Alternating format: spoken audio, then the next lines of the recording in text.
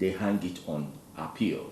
At what stage does an appeal serve as a stay of execution? Does it ever serve as a stay of execution of a court judgment?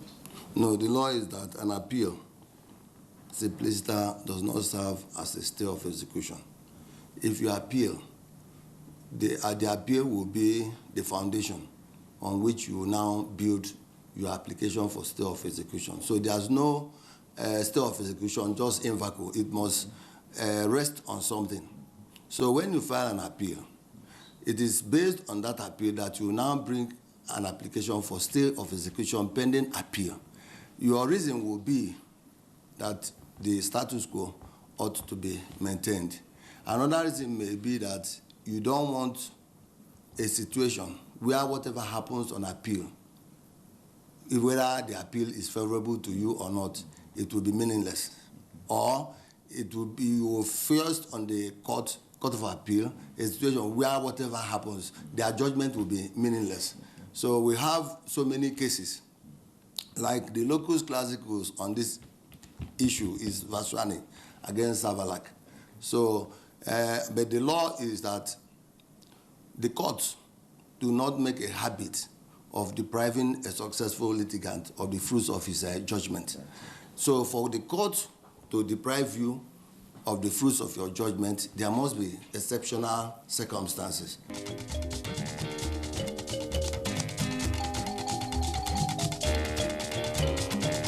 It's quite worrisome, especially when we are in a very democratic setting. We are not in the military rule, as we all know, who have the penchant for disobedience to court order. The democracy is anchored on the obedience to rule of law, the establishment of rule of law, and we all know that without that, there will be a total collapse of the democratic setup, which we have started building up again as from 1999. So it's not anything that anybody should trivialize. Once a judgment of the court is given, it must be obeyed to the letter. On each occasion when people give excuses for not obeying a court order, they always hinge their excuse either on an appeal. In what instance does an appeal serve as a stay of execution of a court order? The position of the law is clear, even to somebody who is serving as a copper. Where an appeal has been filed, that appeal does not operate as a stay of execution. Even where an application for stay is pending, it must be heard and ruled upon one way or the other. But where there is no positive order of stay of execution, the judgment of the court has no inhibition at all. It must be obeyed, especially as in this instance of the senator-elect Basi Etim. Yes, let's now go to that specific instance. Yes. The Senate for about 2 months, 3 months now. 2 months now. 2 months now has refused to swear in Senator Basi Etim. Again, we hear that they say they are appealing. What's your comment on that? Well, it's quite unfortunate that 2 months after the judgment of the court, and also getting to 2 months, because by the 6th of this month of May, it will be exactly 2 months after the Independent National Electoral Commission has issued the certificate of judgment, a return in compliance with the judgment of the Federal High Court, Uyo. And once that is done, for goodness sake, there is nothing stopping the Senate President, who is the head of one arm of government, from swearing in. Another thing is that the Senate President is waiting for the legal advice or opinion from his legal team in the Senate. One thing I know is that the Senate President has been availed with whatever legal advice he requires, and that is from the chief law officer of this country, the Minister of Justice, as far back as 17th of March, 2017. So I do not know or understand why there should be delay again. Or will the headship of the Senate now say the opinion of whatever legal team will override that of the chief law officer of the country and the position of the court, that the INEC has already complied with by the issuance of this certificate of returns. So these are issues that the Senate President really needs to look at, particularly when the Senate President has set a worthy precedent. He obeyed the court order in respect of Kogi East. As we all know, distinguished Senator Aidoko is now sitting as a senator, the same pre-election matter. So why would there be one Senate and double standard? It will not augur well for the entrenchment of democracy in Nigeria. What can be done in the circumstance now? Because I see everybody is just waiting. Everybody is waiting on the Senate President, and I believe the Senate President will do the needful. But probably because he still says he wants to wait for the legal advice of his legal team. We are waiting on the Senate President to do the needful, and I believe he will do what is just and equitable in the circumstance of this matter.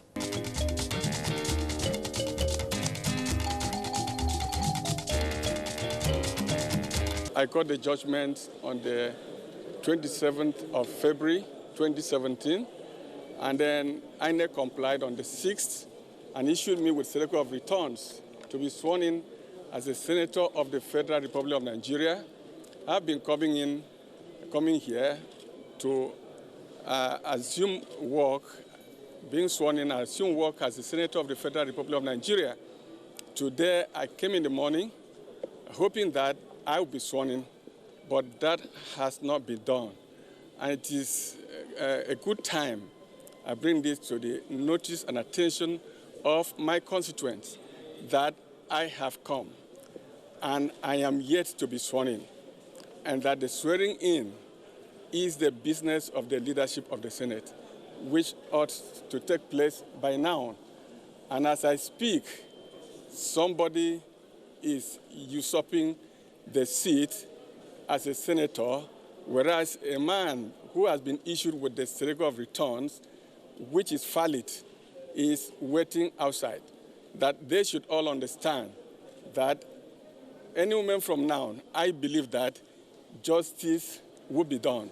Because whether we like it or not, we will definitely seek for justice, either from man or from court. But it is now time that Senate, being an institution governed by law, do the needful by ensuring that a man who has a valid certificate of returns ought to assume duty and then work and represent the people.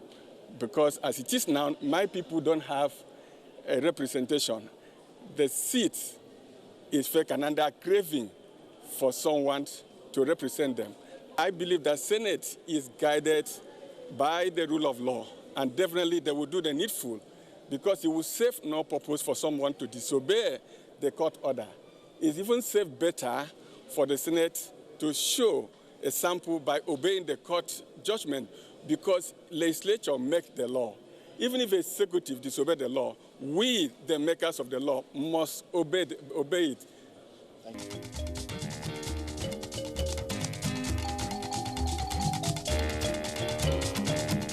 Is that there is a process to this. And when I get this, I always get it from, there are always two sides to the story. I have a senator who said this is the case. I refer to legal to give me an opinion and advise me. And once they advise me on what is, I follow that and I comply. And I've explained that to the senator that I have no interest. I want the people of Akwa Ibom, which I can't remember Central, Northeast, to always be represented. I don't gain anything either way. I will follow what's the law and make it happen, and that will be the case.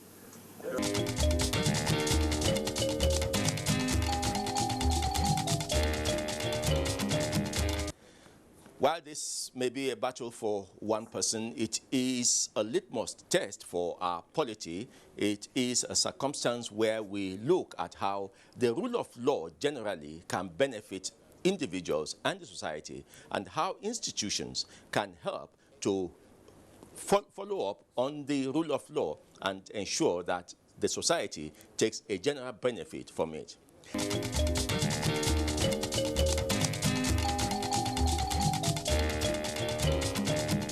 one of the ways law practice is being improved is by telling parties to front load their arguments.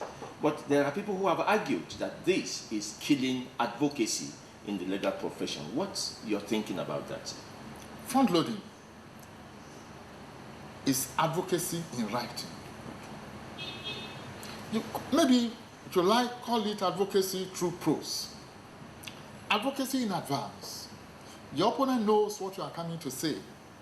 And each of the rules of our cause, we still have provision for you to advance, for you to expatiate when you get to court, maybe for about 30 minutes. To me, a good lawyer does not need eternity to present his case. A good lawyer does not need more than 30 minutes. But advocacy is so important in the profession of law because through advocacy, you might be able to persuade your judges one way or the other. Through advocacy also, the rule of fair hearing is evenly applied. Now, Lord Denning, the best the common law produced of recent, said in one of his books that at times he would have read all the processes filed, gone through the records before coming to court, and would have made up his mind one way or the other. But on getting to the court, through good advocacy of good advocates, he will be persuaded and he will change his position. The meaning of advocacy is that you are trying as much as possible to espouse your client's case, backing it up with precedents, with facts, with figures. But a lawyer must not, in the process of doing that, mislead the court, deceive the court, commit fraud, and say what is not right. And I want to say with all respect also, advocacy nowadays is losing its potency because what we see some of our colleagues arguing in court, what they say in court, what they do in court, is not part of advocacy, as we met it. And it's not advocacy for you to abuse a judge. It's not advocacy for you to do some things that we see happening now. And I want to plead with the Nigerian Bar Association also that the rules of professional conduct, we have it there. The rules regulate our conduct as advocates, and the rules must be applied. Law is so beautiful, law is so interesting, law is so sumptuous, law is so exciting that when you see a good advocate marshalling his points in court, the judges might not agree with him, but they will still come to the realization and appreciation that, look, this is a good advocate. He's done his best. And your client will also see it. Where do we stand in Nigeria today? We face a dearth of role models, of mentors, of mentoring, of mentorship. We are becoming so much selfish, so much self-centered. People are accumulating what they don't need.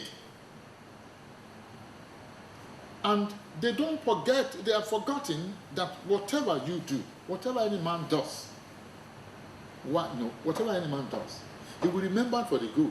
You are never remembered. And I keep on saying this. I don't mind if I'm repeating myself, that a man will always remember for the good he did, not for the bad. For the lives will positively impact on.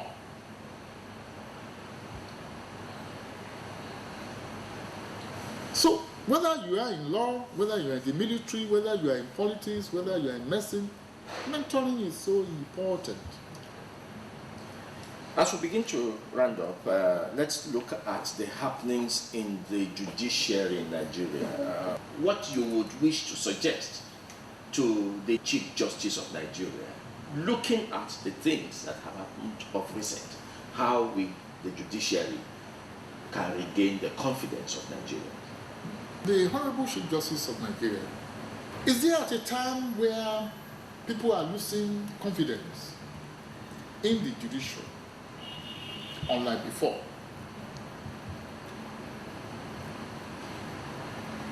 First and foremost, he needs to be sure-footed. He has to.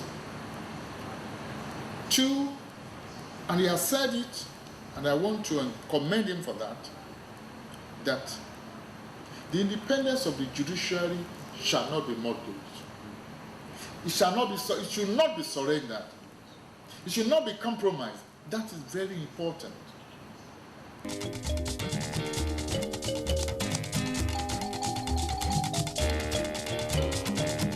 Thank you for being part of the program today. We shall be extracting other issues as the days go by. We'll see you then.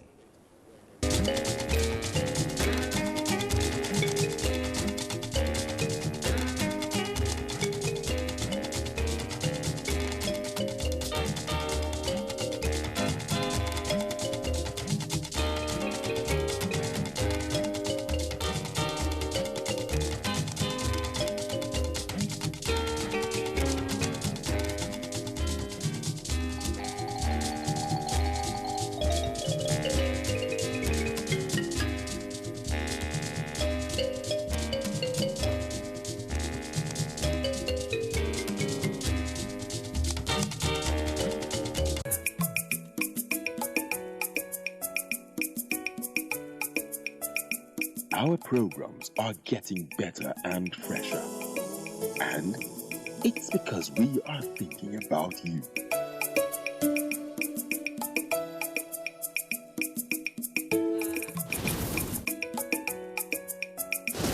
NTA, it's all about you.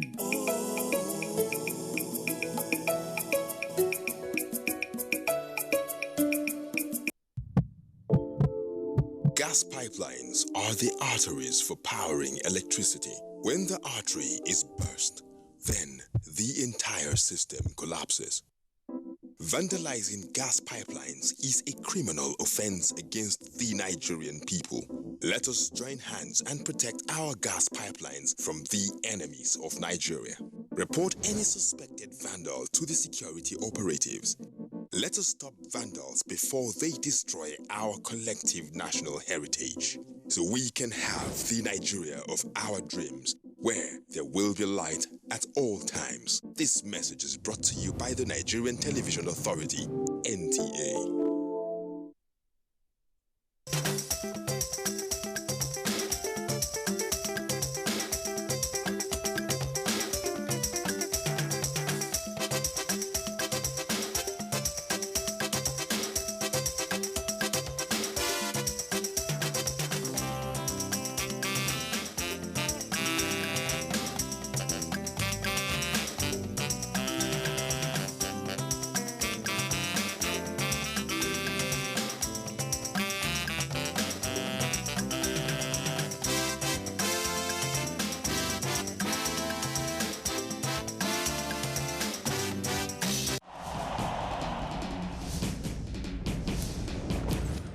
Issues in the sports sector remain one of the most debated among Nigerians due to the passion, followership, government involvement, impact on Nigeria's external image and our national life in the sports parliament.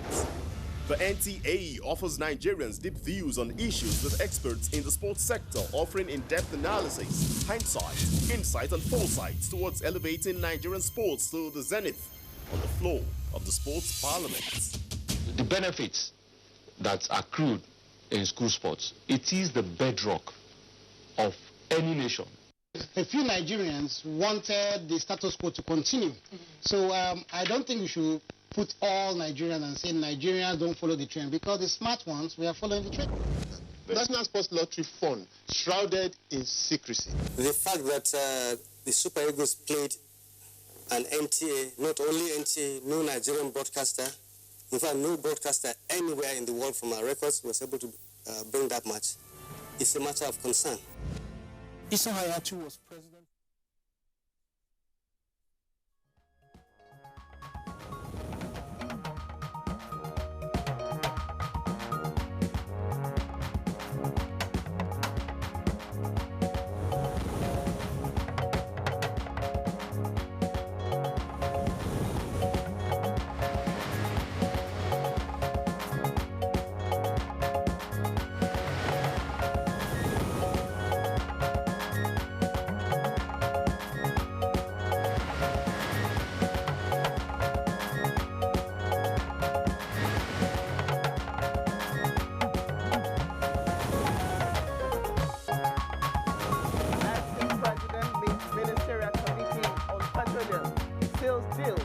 charging oil to build a refinery.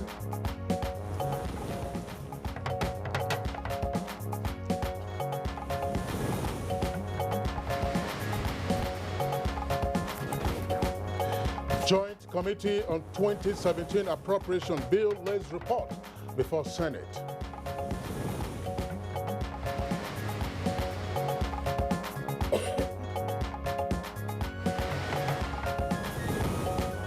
International Monetary Fund implores sub-Saharan Africa to adopt proactive policies towards achieving sustained growth as it presents regional economic outlook.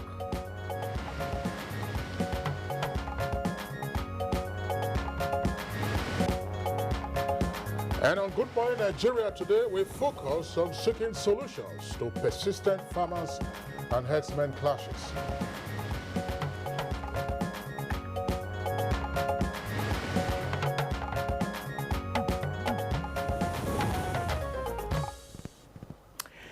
Well, the fact that there, the farmers-herdsmen clashes have just been there over the season, and that this also could have been triggered by whatever disagreement between the two parties, either the pastoralists or the farmers, and it's actually assuming an alarming proportion in recent years.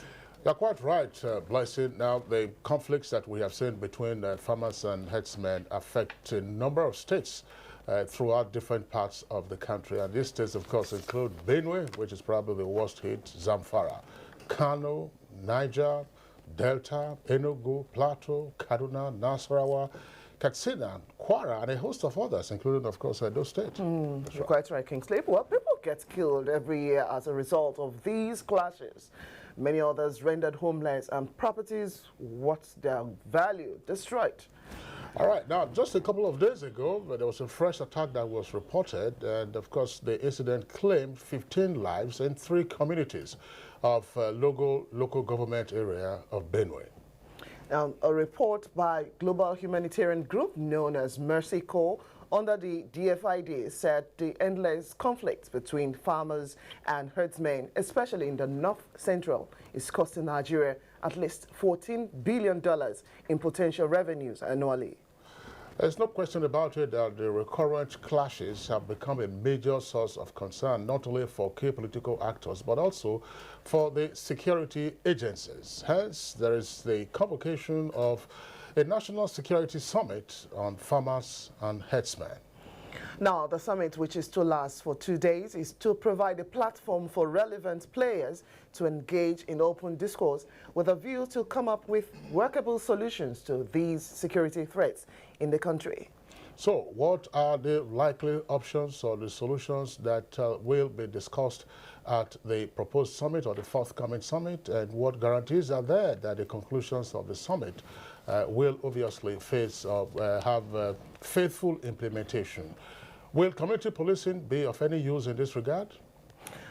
Is ranching, as suggested by some state governors and other key players, a solution to the incessant conflict? What role should traditional rulers play in ending these clashes?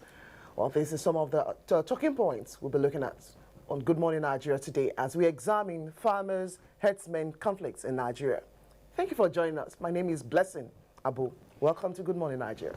And I'm Kingsley Osadolo. I also join my colleague Blessing in welcoming you to today's edition of the program, reaching you as always live on the network service of the Nigerian Television Authority. Blessing, recall, this is the second time we are taking on this topic. Exactly. Just a couple of months. Yes, we had the governor of Benue State join us from our Makodi Network Center.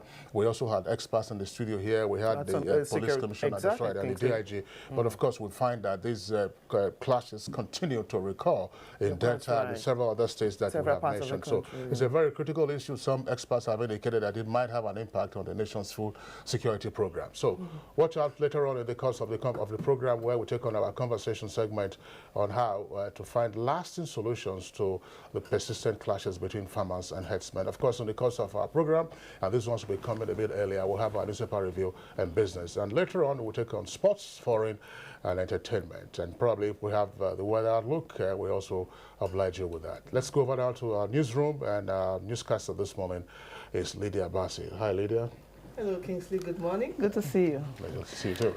Good morning and welcome to the news. Nigeria has sealed a deal with the Ajib Oil Company to build a refinery with a capacity to refine 150,000 barrels per day. This was after a meeting of the management of the company with the acting president at the presidential villa in Abuja with the Minister of State Petroleum in attendance. The minister briefed State House correspondents after the meeting. Ajib during the OTC last week with the Chief Executive Officer worldwide, we reached an agreement that Ajib will build a brand new refinery of 150,000 barrels capacity, which would either be located in Port Harcourt or in Brass. And so today they reconfirmed that, and they're preparing an MOU along those lines. The effect of that new refinery goes back to our insistence that oil companies who work in this country will need to begin to migrate away from just exporting crude and begin to look at how to refine those crude and help our local capacity to be able to meet our consumption. There are strong indications that the report of the Joint Committee on Appropriation Bill 2017 will be deliberated upon and possibly passed by the Senate on Thursday next week. The indication came after laying of the report at Senate plenary on Tuesday. The Senate do receive the report as well as the details of the 2017 appropriation bill as compiled by the Senate Appropriation Committee. This is the first time appropriation has laid the appropriation bill with details. Let me congratulate the members of appropriation for again opening a new chapter in the service of the Senate. The House of Representatives has received an executive communication from President Muhammadu Buhari notifying members of his trip to the United Kingdom for medical follow-up. The legislators thereafter passed 3 bills at third reading. One of them is a bill for an act to establish Federal University, Wukari, in Taraba State. I wish to inform the Honorable House that I will be away for a scheduled medical follow-up with my doctors in London. Length of my stay will be determined by the doctor's advice. While I'm away, the Vice President will coordinate the activities of the government. Please accept, Honorable Speaker and distinguished honorable members, the assurances of my highest consideration. International Monetary Fund, IMF, says that Nigeria's economy will come out of recession to post a GDP growth rate of 0.8% in 2017, as the nation and others in sub-Saharan Africa are implored to adopt proactive macroeconomic and monetary policies towards achieving sustained growth and prosperity of their citizens. This is the position of the IMF Director for Africa at the presentation of the Regional Economic Outlook for Sub-Saharan Africa declared open by Nigeria's Minister of Finance, Kemi Adeosun, in Abuja. Saharan Africa is a region with tremendous vibrancy, tremendous potential, and should be growing at the 5–6% at least, as it has been doing over the last 20–25 years, and that in the future we will be doing so. The budgetary impact of revenue loss to the country and the balance of payment pressures remain considerable, and we are trying to mitigate these pressures through a series of interventions, such as growing our non-oil sector base, through increased efficiency of tax and customs collections. About 2,000 people comprising women, youths and children have benefited from the provision of free medical services and other similar gesture at the internally displaced persons camp located at Durumi within the Federal Capital Territory, Abuja. The gesture is courtesy of the Future Assured program of the wife of the president in collaboration with a non-governmental organization known as Cry for Help. We are also here to provide individuals living in this camp with clothes. This is all part of Her Excellency's efforts towards improving the health, well-being and living condition of the internally displaced population. So we have doctors, we have nurses, we have lab scientists for screening, we have pharmacists for drugs, and basically it's just reasonably comprehensive, medical care. May God continue to bless us. And now to the power sector. The 15th meeting of power sector operators in Jos, Plateau State, has agreed to disconnect power supply for buildings and structures beneath high-tension electricity infrastructure and advises the people against illegal connections to power lines. The meeting, chaired by Minister of Power Works and Housing Babatunde Fashola, says the initiative is for safety and to avert reoccurrence of Calabar Television Viewing Center electrical accident. That's the nature of human beings. We see things sometimes differently, but the important thing is that we must be able to present a common front of consensus about how to solve the problems to the people we serve. We are moving towards from petrol to agriculture and even this value chain. All this will require power, will require electricity. The customer has a role to play in protecting these assets from vandalization. The customer has a role to play in ensuring that timely payments of bills. The customer has to ensure that they avoid collusion with corrupt staff. The management of the Nigerian Television Authority, NTA, has been challenged to embrace modern technology to drive its process and rebrand with a view to attaining the status of a world-class television network. The Minister of Information and Culture, Lai Mohammed, gave the charge while inaugurating the management board of the organization.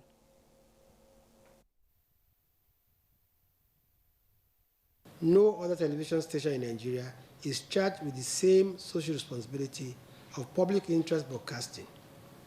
Accordingly, the NTA must continue to serve as a tool for national integration.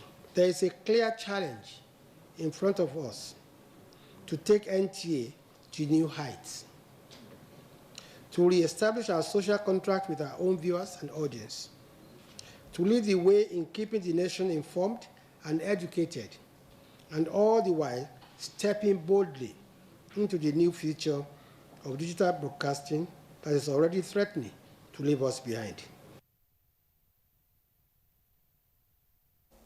The Joint Admissions and Matriculations Board, JAMB, says it has put measures that will enable smooth conduct of the 2017 Unified Tertiary Matriculation Examination, commencing from Saturday, May 13, 2017.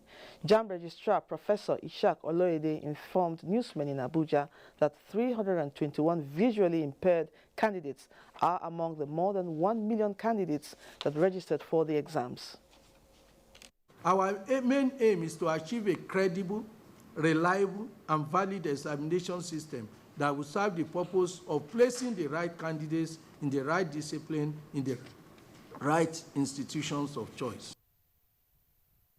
That is the news for now. Good Morning Nigeria continues with Blessing and Kingsley after this break. Don't go away. If you hear a bomb explosion or gunshots of an active shooter, that might be a terror attack. At such times, always remember 3 action words: run, hide, report. Don't try to run towards the terror scene to save the situation, because there might be a second bomb blast or another attack. Run far away and take cover. Make sure you are safe first. Yes, it is in our nature to sympathize over the hurt, but remember, only trained personnel can help in such situations.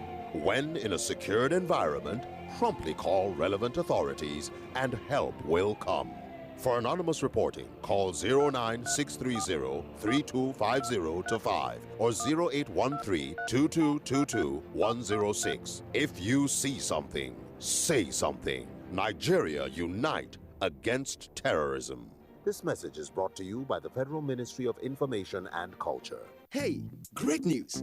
Oral-B has just been voted Kudo's #1 quality toothpaste of 2017 by you. So even though times are hard, as a mother, you know that Oral-B is good for your family's oral health because they deserve the best. It's great value because it protects you against tooth holes and gum problems that can lead to tooth loss. It strengthens your family's teeth and gives them all-round protection. So remember, protect their future. Oral-B for healthier and stronger teeth in 1 week. So what's up, sweetheart? You really look like you're up to something. I have a secret. Okay. I'll be going to Europe next week. seriously? Yeah. Like you have your visa, your passport, your plane ticket? No, not that way. Some men are helping us. We pay them, they take us through the desert, and then we cross the sea into Europe. The desert, the sea. Isn't that the route where many have died? Yes, it is indeed a very dangerous journey. In 2016 alone, 4,900 people died while crossing the Mediterranean Sea to enter Europe. Many were Nigerians. For the very few who survived the journey, they are forced into prostitution or other crimes just to survive. Eventually, they will be arrested and deported to Nigeria. Don't be a victim. Don't go this way. This is a public service announcement brought to you.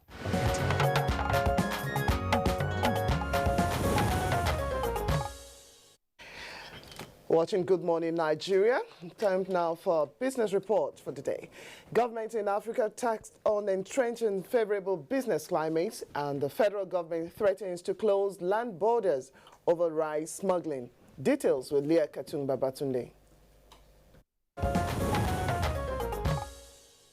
Education and security remain critical to human development in Africa to foster growth and enhance productivity in the private sector, which is the anchor of strong economies around the world. Speaking in Abuja at the IMF Regional Outlook presentation, Professor Adedoyin Salami of the Lagos Business School said governments in Africa must ensure they become less of a risk to the economies they superintend over to protect investors and their investments.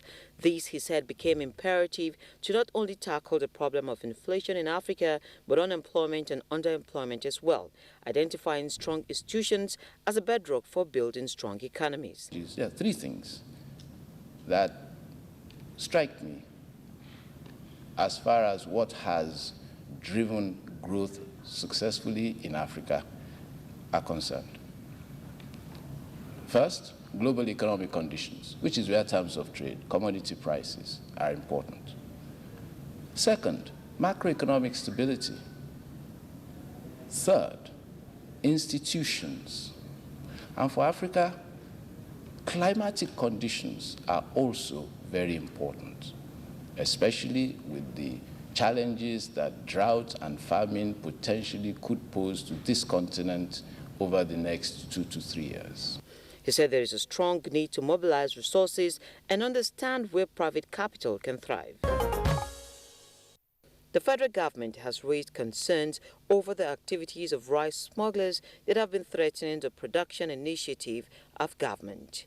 Minister of Agriculture and Rural Development Audogbe said government will engage neighboring countries that their borders are being used for smuggling. We'd like to advise our neighbors, some of them, who believe that the ECOWAS treaty means that Nigeria is a volunteer nation for economic suicide. We have no such plans of destroying our own economy to make any neighbor happy. The ECOWAS Treaty number 2 does not suggest that any country can be an avenue of smuggling foreign goods not produced in that country for dumping in its neighbor's territory. If they insist, I do not think the government is far away from considering permanently closing certain borders very near us. And when we do, nothing will make us change our minds on the issue. Local equities closed strong Tuesday, sustaining the bullish hold on the Nigerian Stock Exchange. It's been more than a week of constant gains since first quarter company results emerged. The all-share index closed the session at 26,756.21 points, advancing by 1.28%, while the market capitalization rose to 9.249 trillion naira. 539 million equities were traded by investors in 4,519 deals valued at 2.815 billion naira. FCMB traded a whopping 243 million shares to top activities and was trailed by a distant Zenith Bank and UBA. Owando led the gainers with more than 10% and was followed by Fitson Healthcare and Transcorp, while the losers were led by Link Insurance, Dangote Sugar and Total. That is it from this end. I'm Leah Katung Babatunde with Business News. All right, thank you very much, dear Leah Katung Babatude, for the business package. Next for us, we'll take a look at the front pages of some of today's newspapers.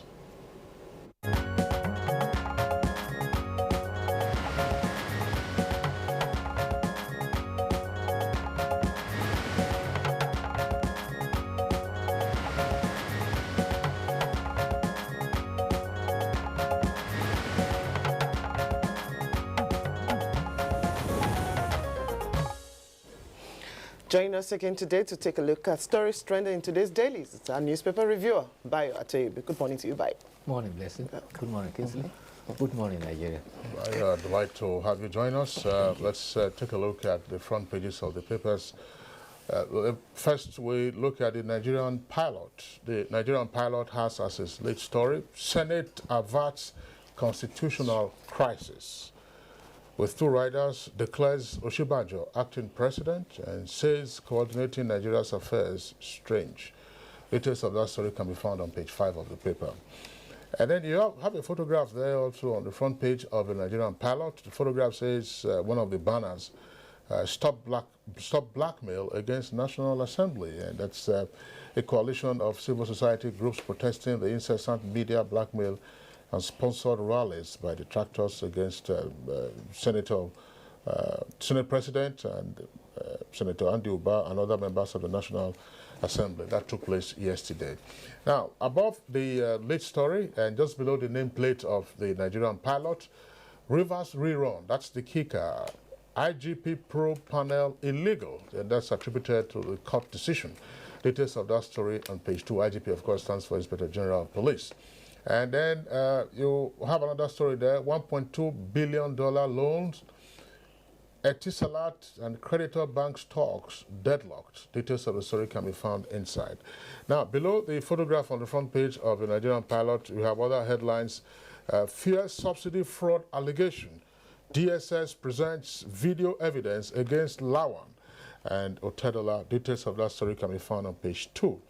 And on page 6, you have Senate receives 2017 budget and porting activities increased by 20,190 in March. That's according to the NCC. And PDP can't adopt new party now. That's attributed to the Board of Trustees chairman. And FROSC, that's the Road Safety Corps, decries indiscipline among officials. And they have another one there, Buhari in London. It is well with Nigeria, despite. All right, Kingsley, I'll start off from the front page of The Authority. The story you took on earlier about Senate and acting president. On page 4, you find the story, Senate overrules Buhari, affirms Osinbajo, acting president. And just beside that, you find a story on Abia. Abia stakeholders reject the listing of Akbara University non-agri courses. That story is trending on page 2. Still on page 4, or back to page 4, you find a story on Ajib, which was in our news too earlier on. Ajib to build $15 billion refinery in Nigeria. Leading for the Authority this morning, you have court orders DSS, that's the Department for State Security, to produce a fine Uba on Friday. The story starts right there, but continues on page 2. Rivers rerun. Court declares IGP's probe panel illegal. That story continues on page 4 after starting right there on the front page. Quickly now to the front page of the Daily Trust.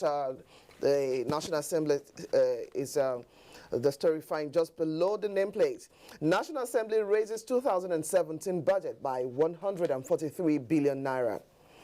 Ramadan Crescent to appear May 26th. You find a story on page 3. North lags behind in distance learning. You have the graphic representation of how the states are fed in terms of distance learning. Well, to other stories, let me let Bayo come in with this first draft. Yes, let's tackle the issue raised by the pilot about constitutional crisis in the Senate. It's just a storm in the teacup. It was following the reading of the letter that the President constitutionally transmitted to the Senate and the House of Reps.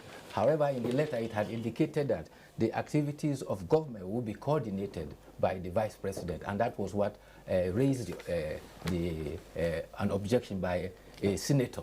And at the end of the day, the leader of the Senate clarified that the letter had indicated and made reference to section 1451 of the Constitution.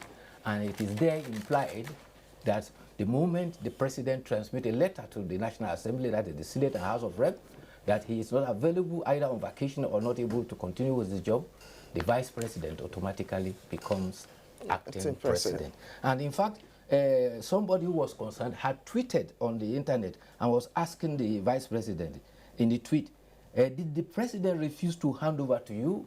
And the acting president responded, President indeed transferred power to me. He transmitted a letter to the Senate in consonance with section 1451. So that should put paid to that. So talking about the budget 2017, the committees of the both Senate and appropriation for Senate and House of Rep laid the budget before the plenary yesterday. The Senate President, Dr. Saraki, commended the Senate Appropriation Committee for the first time for laying the budget with details. He says copies will be distributed Tuesday. By Wednesday, members will use that time to study it, and hopefully it will be passed by Thursday, that is May the 11th. However, the daily this date indicate that the budget has apparently been increased by 143 billion. It may be recalled that in December, President Muhammad Buhari presented a budget of 7.298 trillion to both a joint session of the National Assembly. Also related to the economy, the International Monetary Fund that had forecast 7% growth for Nigeria for 2018 has now revised its forecast. It's now 1.9% growth. This is contained in its latest sub-Saharan report. If this occurs, Nigeria will be well out of recession and set on the path of recovery and growth. The Honorable Minister for Finance, Mrs. Kemi Adeosun, says the economic recovery and growth plan is right on track and is working. Also related to the economy, Nigeria and Egypt have signed a memorandum of an agreement to build a refinery of 15 billion naira in the Niger Delta. This was revealed by the Minister of State for Petroleum, Ibe Kachuku. The refinery is to be built at Zaba. However, the newspaper are reporting that by contrast, the Dangote refinery, which is being built at Lekki, which is to produce 650,000 barrels per day, has a fertilizer blending plant and also petrochemical, is to cost 9 billion. While this one that is supposed to process 150,000 barrels per day and also provide electricity is to cost 15 billion. $15 billion. Yes. That's the figure. Well, of course, you know, the terrain may not be similar. The same. The studies are not. Studies may also indicate that there are other things that you need to do depending on the type of plant that you are going to have, whatever components there are. But obviously, I mean, that's if Egypt is bidding, that's a private initiative that they will be undertaking. The Lekki 2 is a private initiative. It's a private initiative. So we believe that the various companies, you know, would have undertaken their due diligence and known what to do. But you've also already dispensed with this term in the teacup over whether there's an acting president or no. There's no constitutional crisis. I mean, that was very clearly stated yesterday. There's no constitutional crisis, and there are all other issues that pertain to the governance of the country that we should be more concerned with. Let's take a look now at This Day newspaper.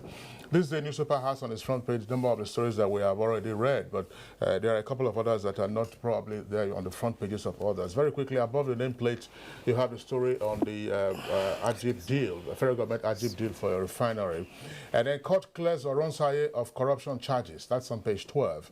But the lead story, of course, says how passage of budget and cabinet reshuffle delayed Buhari's trip. How passage of budget and cabinet reshuffle delayed Buhari's trip. And then you have also there on the front page of This Day, NLNG, amendment of act will portray Nigeria as promise breaker. Details of the story can be found on page 11.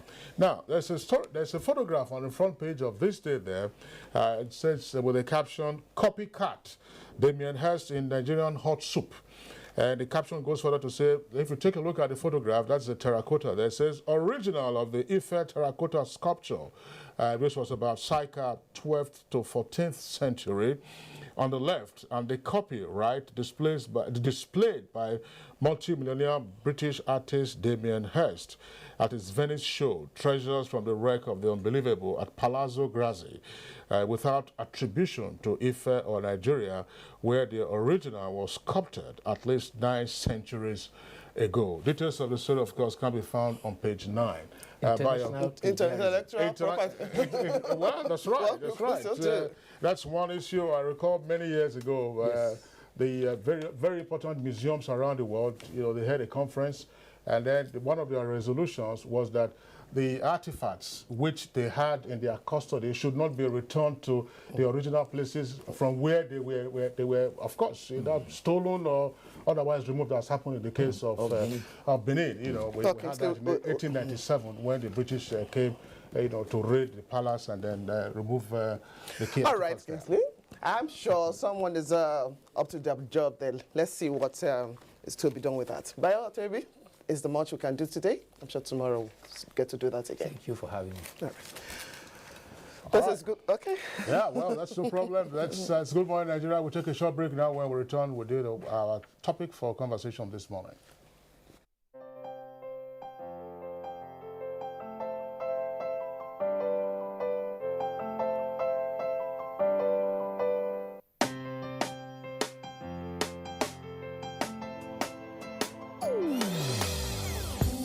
Hear the call of change.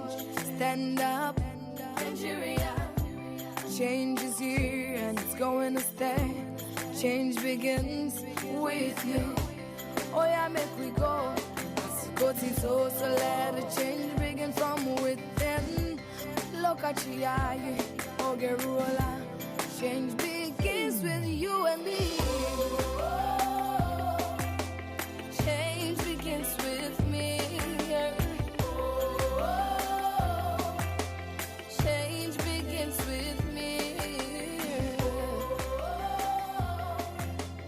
Change begins with me. A hectic lifestyle or overeating can cause a burning pain in your chest. That's heartburn. Take Gaviscon. One dose relieves in 3 minutes to soothe the pain of heartburn. It goes straight to the source to work for hours, providing long-lasting relief. That's why I recommend Gaviscon. I recommend Gaviscon. Gaviscon, fast relief you can actually feel. If symptoms persist after 3 days, consult your doctor. From the south-south to the northeast, southeast to the northwest, southwest to the north-central, the Future Assured project and its component, Get Involved, is restoring hope to millions of Nigerian women and children. We are actually doing a lot under Future Assured, the program of Her Excellency Mrs. Aisha Muhammadu Buhari. And I believe what we are doing so far is impacting positively on the lives of women and children in Nigeria, particularly those in the internally displaced camps across the nation. Get Involved supports the Future Assured initiative. Email programs@futureassured.org.ng. Future Assured, promoting and protecting the lives of Nigerian women and children.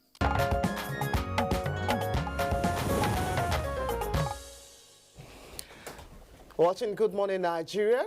Now, as a prompt for our conversation this morning, we'll take a look at this background report. The security challenge posed by herdsmen and farmers' confrontations in many parts of the country has become a dominant subject of discourse in recent years. These violent clashes have left in their wake thousands of people dead and properties worth billions of naira destroyed. Let's find out more from Victor Azu as he examines the causes and effects of the lingering pastoralists and farmers' conflicts.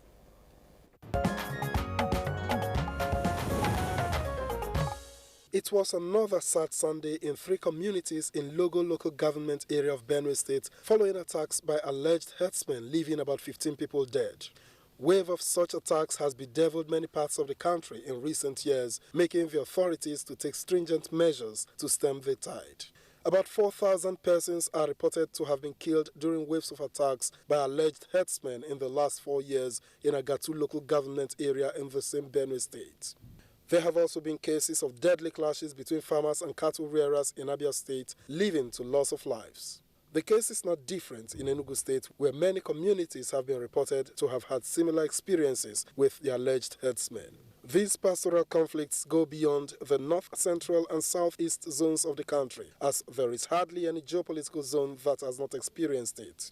A Nigerian security consultancy SBM intelligence report in 2016 said about 2,000 lives were lost from such attacks and reprisals. The conflict always arises when farmers accuse the herders of failing to control their cattle, resulting to crop damages, while the herders accuse farmers of encroaching on cattle routes and stealing their livestock. Both claim being victims and that they only defend themselves and preserve their traditional way of life from the aggression of the other.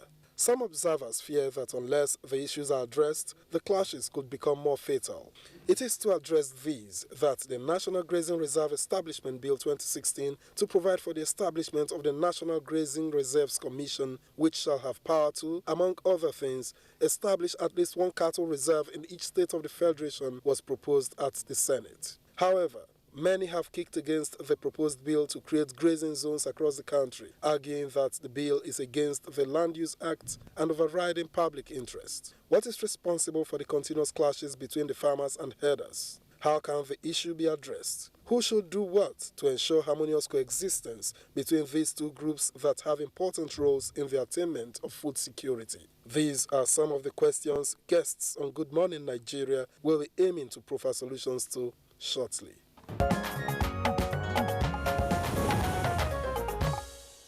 All right, thank you very much there, Victor Azul, for that background report. We have a number of guests with us in the studios. We'll begin, of course, with the first set of guests who are already here with us. We'd like to, at this time, welcome Senator Abdullahi Adamu. Senator Abdullahi Adamu is former governor of Nasarawa State and is currently chairman of the Senate Committee on Agriculture and Rural Development. Senator Adamu, a pleasure to have you join us on the program. Thank you, pleasure being with you. All right, and then we also have with us here in the studios Dr. Samuel Negudu, of course, a familiar face on Good Morning Nigeria. He's the national coordinator of the National Agricultural Foundation of Nigeria. Dr. Negudu, pleasure to have you join us again today. Thank you for having me. All right, and also with us, another face that we had, of course, the first time we took on this subject matter, Professor Garba Hamidu Sharabutu. Sharabutu, of course, is the chairman of the Implementation Committee on Curtailment of Rustling and Farmers and Herdsmen Clashes, a committee, of course, set up by the Office of the Inspector General of Police. Professor Sharabutu, I'd like to have you join us again on the program. Thank you very much, and good morning, Nigerians. All right, so let's begin this conversation by, of course, going over to the chairman of the Senate Committee on Agriculture and Rural Development, Distinguished Senator Abdullahi Adamu. The state that you governed for 2 terms has had, of course, frequent reports of clashes between farmers and herdsmen. And, of course, as a Senate Chair on Agri and Rural Development, you have also apprehended reports on clashes in different parts of the country. There's virtually no state in the country that is not impacted by all of this. From your perspective, exactly what is going on? Thank you very much. One thing which I will want to make very clear in the beginning is the fact that the issue of farmers and herdsmen clashes is not a new phenomenon. It's been there for centuries. The herdsman and the farmer have one commodity they live on, the land. And what we are seeing today has to do with failure of system. Failure because in the days past, when this conflict arose, we had a way of resolving the crisis, resolving the conflict. Often what you hear is a herdsman has strayed with his cattle into the fields and have damaged or have grazed, the crops. And therefore the farmer has lost something. Once that is known, we had a system in which the traditional institutions get involved with it. The matter is taken before them, and the quantum, if you permit that language, the quantum of damage, is assessed and valued, and the herdsman, is made to compensate immediately, and they get up, they shake hands and go.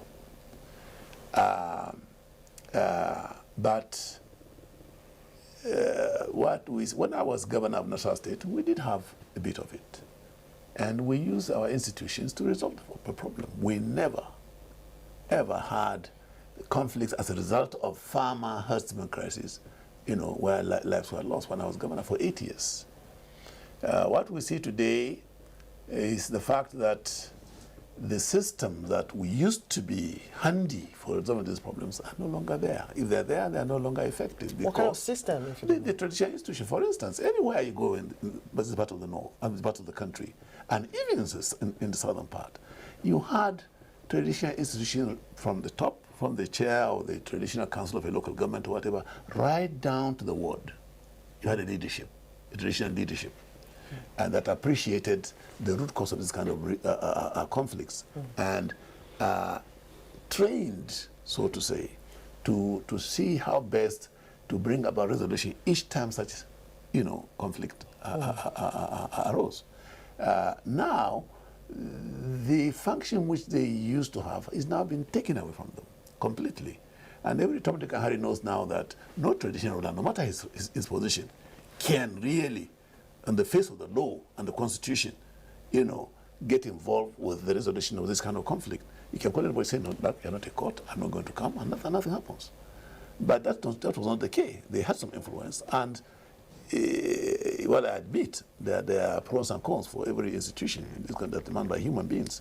The fact of the matter is the fact that there's complete erosion of anything called authority that used to be recognized by the communities has gone a long way in making it impossible for these conflicts to be resolved, when they show their ugly faces.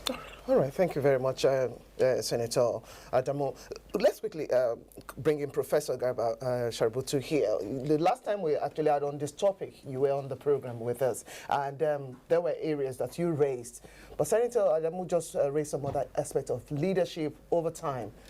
What are your findings from your committee over this? Yeah, thank you very much. Our findings is not contrary to what he has actually x-rayed here. However, what is happening there is a transition from the usual conflict we know into a criminal dimension. There is an injection of criminal activities into that. Because, like, for example, where the herdsman feels unprotected, he now decides to use small arms, ammunition, to protect himself, in order to protect himself. But you see, this can be explained within the concept of frustration-aggression theory. Frustration-aggression in the sense that whatever you want and whatever you admire, you can go to any extent in order to achieve it. Now, on the side of the herdsman, his herd continues to be depleted. The number of animals continue to deplete to the extent that he feels that generation to come, the inheritance concept of his own livestock rearing may not be sustained. So he takes an aggressive stand. But at the same time also, what the farmer cherishes so much is his crop. And these things are raised down with some form of impunity. Remember that livestock rearing with the herdsman has taken a different dimension in a situation where you allow merely small children, kids, to go about grazing. People who are not, children who are not really exposed to the reality of life are now asked to tend these animals, and so they do not know the difference between what is vexatious between his own animals and then what is vexatious to the farmers. Now, more so, there is also an encroachment of ethnicity into the whole concept. Religion has also come into the whole concept. So it becomes more complicated than the normal practice we used to know. And that's the more reason why it becomes very, very necessary. The planned conference, which is a proactive thing.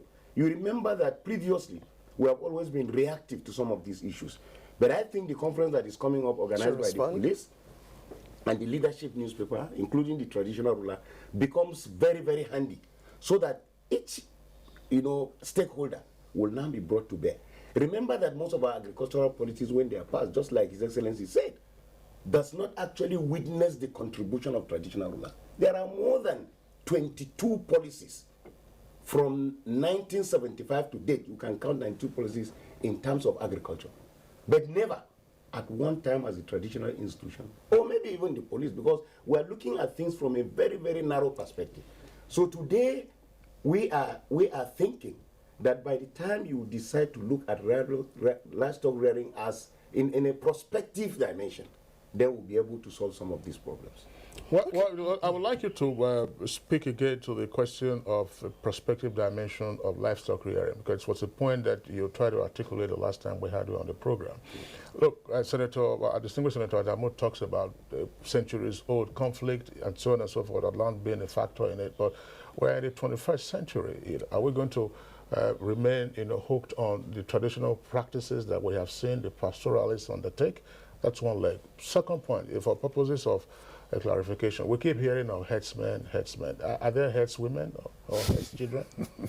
Or herds-girls? Now let me say, you see, the prospective dimension we are talking about there is that we cannot continue to allow livestock rearing to be the thing of the old. We must look at modern ways of rearing this livestock. Now, livestock farms are really things you can actually go into. But more so, you cannot allow an economic activity to go unregulated.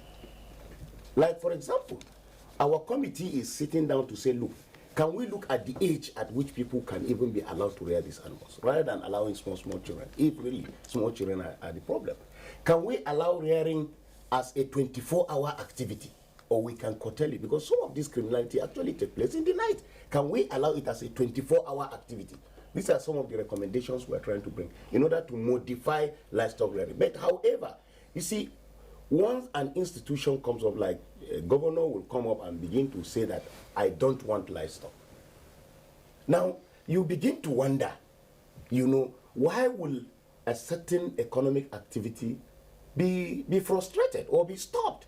So there are languages we can use that other people will not be able to say. But remember the other time I said, if you give anything a tribal or religious activity, you will never find a solution to it, because you will frustrate me. If, for example, I am a Gamai man and a farmer, and then you decide to see anything that is being done by any criminal element within the Gamai land, and you call it a Gamai phenomenon, then I, as a Gamai man who is sitting and an administrator over these things, will always have sympathy towards that thing. The same thing with policemen. If you say these criminals are Fulani people, now you begin to divert the attention of the regulatory body to take a tribal dimension. So what we are trying to say here is that there is a need for us to look at criminals as criminals, deal with whoever herdsman wants to perpetrate criminality, but regulatory mechanism must be put in place. Then as the issue of herdsmen or herdswomen, herding is a profession.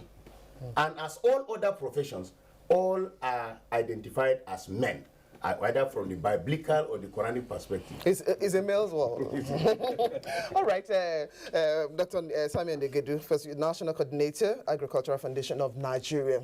Yes, I agree, whether for the pastoralist or the farmers, is holistic. And there are other areas of, there are challenges, no doubt, being faced by both practitioners of this venture.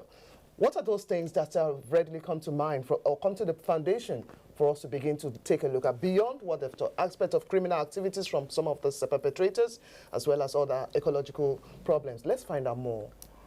Thank you very much. Permit me to be platonic. Okay. In the sense that as an agriculturist, I'm not weighted in favor of the crop producer or the livestock or whoever. We have regulations. We have institutions. We have a country that has had a period of good things. None of what we are talking about in the past had not been done very well. Traditional institutions help to solve conflicts. Government had institutions to address issues. We, as much as possible, did not permit criminality nor politics to creep into this issue. Now we have allowed all of this. And even monitoring and enforcement that was done even when we were not as informed as we are now had been left to the dogs. Enforcement is not lack of legislation.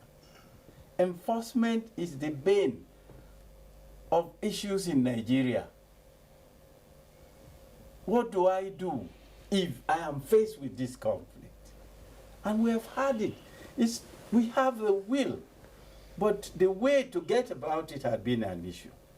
So what I feel is that government at this time should withdraw from the issues of tribalism, issue of politics, and get to address things that matter. There are institutions, there are committees, but will that make the end to this issue? I believe that government, if you so feel strongly that some institutions will address this issue, then create them. Raising reserve. Dr. Samuel, when we say government, because it's still government, we are part of the government at all levels. At all levels. The civil society, the government elected, in whatever form they are, let us go back to where the bottom fell. Let the grazing reserves, if you so believe in them, not all are dead. The ones that are still alive, how functional are they? Get them to work. If you want to try as much as possible to involve the traditional rulers, get back to them. They still hold sway in the communities. They are respected. It's not the way we feel in the urban area. Use them to address this issue. There are even initiatives in government that can make some of these Fulani people, or herdsmen generally, sedentary. We talk about dairy groups trying to institute even a system whereby they have people producing for dairy, for bulking, and so on. So we want institutions to develop. We are trying to cross the road to address an issue in this country when people are going to the moon.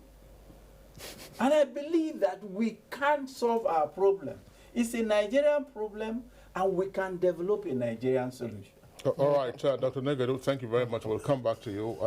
Distinguished Senator Adamu, what's your reaction to the comments that we've sometimes heard that the herdsmen are not necessarily the owners of the livestock that they rear? That instead, they are shepherds, they are custodians, and that the real owners are the big men, who live in the big cities, who therefore are reluctant to raise a voice against the activities of these herdspersons.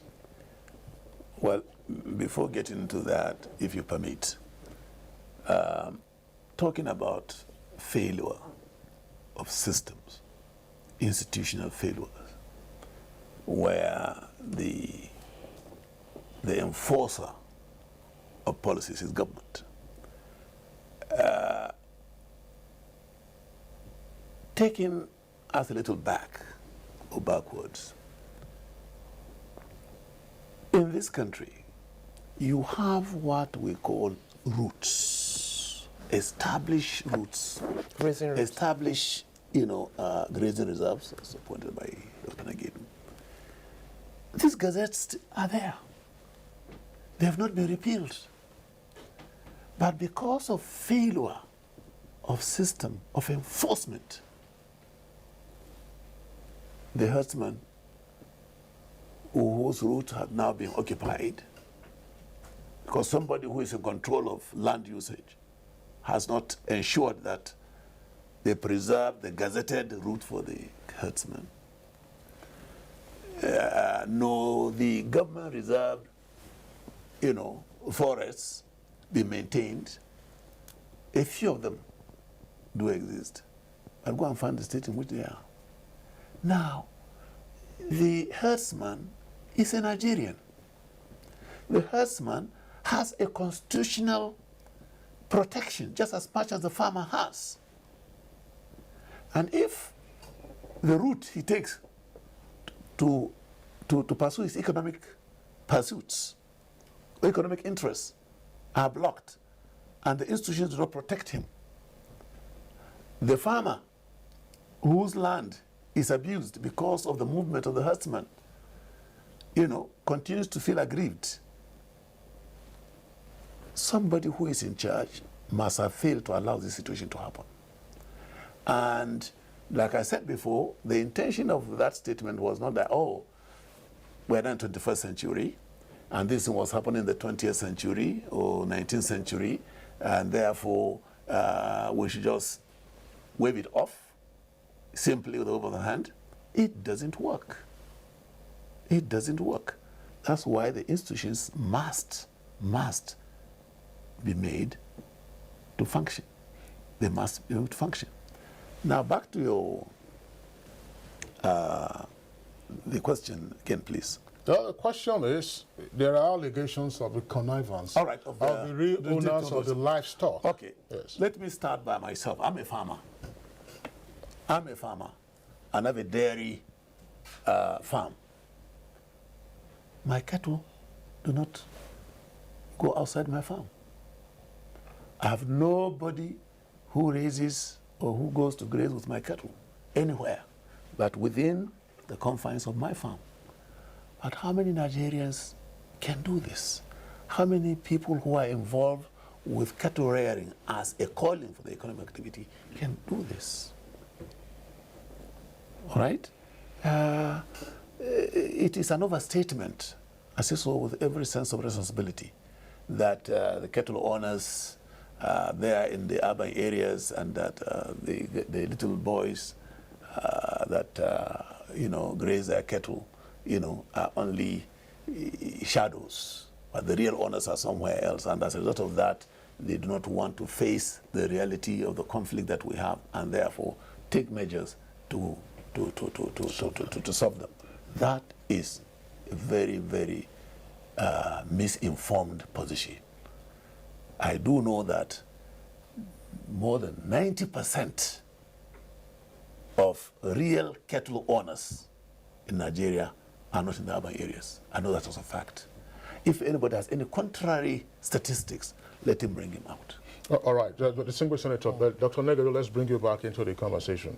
What's your reaction to this comment that that distinguished senator has responded to? That, look, the herdsmen are not necessarily the owners of the cattle or the sheep or other livestock that they send out to graze. And then what is the restraining influence of the owners on the activities of the herdsmen, considering the numerous clashes that they have had in different parts of the country?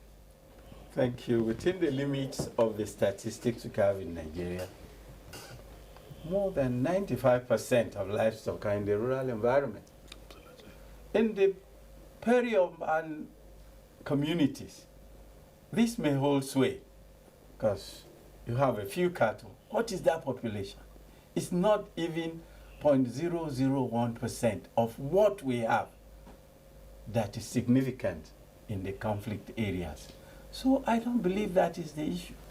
What is happening is that people who see the misbehavior, like in Abuja, when you see some of these cattle rearers who were here, give it to them. Some of them were here before Abuja started. And they believe that they have a right to still hang around. But development has overtaken them. And the reality is that you have to bring them to bear. And thank God within Abuja, they have been curtailed. Their activities have been contained. Right, and we no longer see them there. We cannot make the example of Abuja to be what holds sway in the whole country. But as Sarah said, let's note this issue of young herders. They are the ones sometimes that instigate some of these conflicts. they abandon cattle and they go and do what destruction. And before you realize it, even if you have any other remote control system to know this, you will never know the herd that has caused this damage. So it becomes an intra-community affair. So I believe that we should go straight to the issue and not go around them. Let us point to the fact that we have institutions. Let's awaken these institutions to reality. All right, I was wondering, effectively. Yeah, but Dr. Negado, thanks. Just before we get back to the question of reawakening moribund institutions for the purposes of dealing with these issues, Professor Sharabutu, I would like you to also respond to this point, because the Dr. Negado says, look, most of the cattle you'll find, and most of the livestock are in the rural areas. A number of the conflicts that we have also seen have occurred in the rural areas. So exactly how do we begin to deal with this problem? If the problems are occurring in the rural areas, ownership is, if as both gentlemen have argued, ownership is not necessarily a factor in this, how do we deal with the menace in the rural areas? And how, from the findings of your research, of your study, will it be possible to regulate, shall we say, the profession of herding? If it is by way of socialization, a kid or a child grows into what his or her parents were doing before, can you now excise them from it? Well, you see, the high degree of illiteracy among the herders is one aspect that institutions must come forth and try to see how we can actually mitigate against their inability to go to school, because there is nobody that is educated that will actually go into criminality. Now, you remember that there is this issue of nomadic education. The nomadic education system is dying, despite the fact that there is a commission. Now, what are the reasons for that? That is one. Two, the issue of these grazing reserves that are located within the rural areas. Whose responsibility is it to actually develop these grazing reserves? Is it at the level of the local government? Is it at the level of the state government? Or at the level of the federal government? Of course, I'm not a lawyer, but we know that within the level of the Constitution, they say agricultural activities are on the concurrent list. What is the contribution of a local government chairman to this? You see, when people talk about the ownership of cattle, we are not just talking about who actually owns that cattle, but where does these cattle rearers actually come from? Who are they? What are they? And what is the responsibility of government? If he's my brother, if he's my relation, what are we doing? You cannot run away from the fact that majority of some of these headers come from the northern part of this country. And you go state by state, local government by local government. Where is the budgetary provision? We have just passed a series of budgets in the state. Where is the budgetary provision in any of the state that has actually targeted the welfare of that herdsman? Where is it? Where is the budgetary provision that has targeted the welfare of the agriculturalist, that is the crop farmer? A deliberate action. We have had all these conferences over and over. The implementation strategy has been so limited to the extent that we give recommendations, we don't go beyond that. That is one. Two, if you look at the rural areas, look at the type of rangeland that we have in this country. We have series of them. Of course, for the grazing reserve, the gazetted one are about 200 or 190 something. The ungazetted one are about, overall it's about 415. Nobody regulates anything. Like I said previously, the policeman operates in the town. Not in the rural areas. Yes, the civil defense, but even in the rural areas, they are in the villages. The civil defense that we are trying to bring on board operates in the town. The Peace Corps that failed at the National Assembly now, they operate in the town. In the meantime, the farms are in the rural areas. The vigilante operates in the town. Now, there are riches. Nigerian riches are in the rangeland. They are in the forest. The wildlife is there. The crops are there. The grasses are there. The animals are there. There is no single paramilitary apparatus that has information in this village. If you go to the civil service, the scheme of service of the civil service, you will find out that there is what we call rangers. These ones are there. They are taking charge of the Gandundaji and all the rest. They are people that are supposed to mobilize security information. If they have the geographical information system, provide a good budget for them, train them in GIS, train them in such a way that they'll be able to detect one boundary from the other, you will be able to have all the information and you will nip the situation at the board. But the rangers are not there. They are limited to only cutting trees and advising people. In India, for example, they are described as the unnoticed heroes because they give information. You cannot operate any security outfit without information. Data is there. But that is not all. If you go through the traditional system, I know precisely when I was growing up, I know there is the Serkin Shanu, and I know that there is Serkin Noma. These are all departments within the office of however little this thing is. What were their functions? Their functions there was to actually keep track of whatever is happening. The Serkinoma keeps track. I'm telling you, my Serkinoma that I grew up and met will be able to tell you what is the worth of every individual in that village. All right, Professor Sharif. No, let me say this. He will tell you the worth of every individual. Now, they monitor the inflow and outflow of any farmer. And so there's the Serkin Makeri. All these professional groups have their own words here.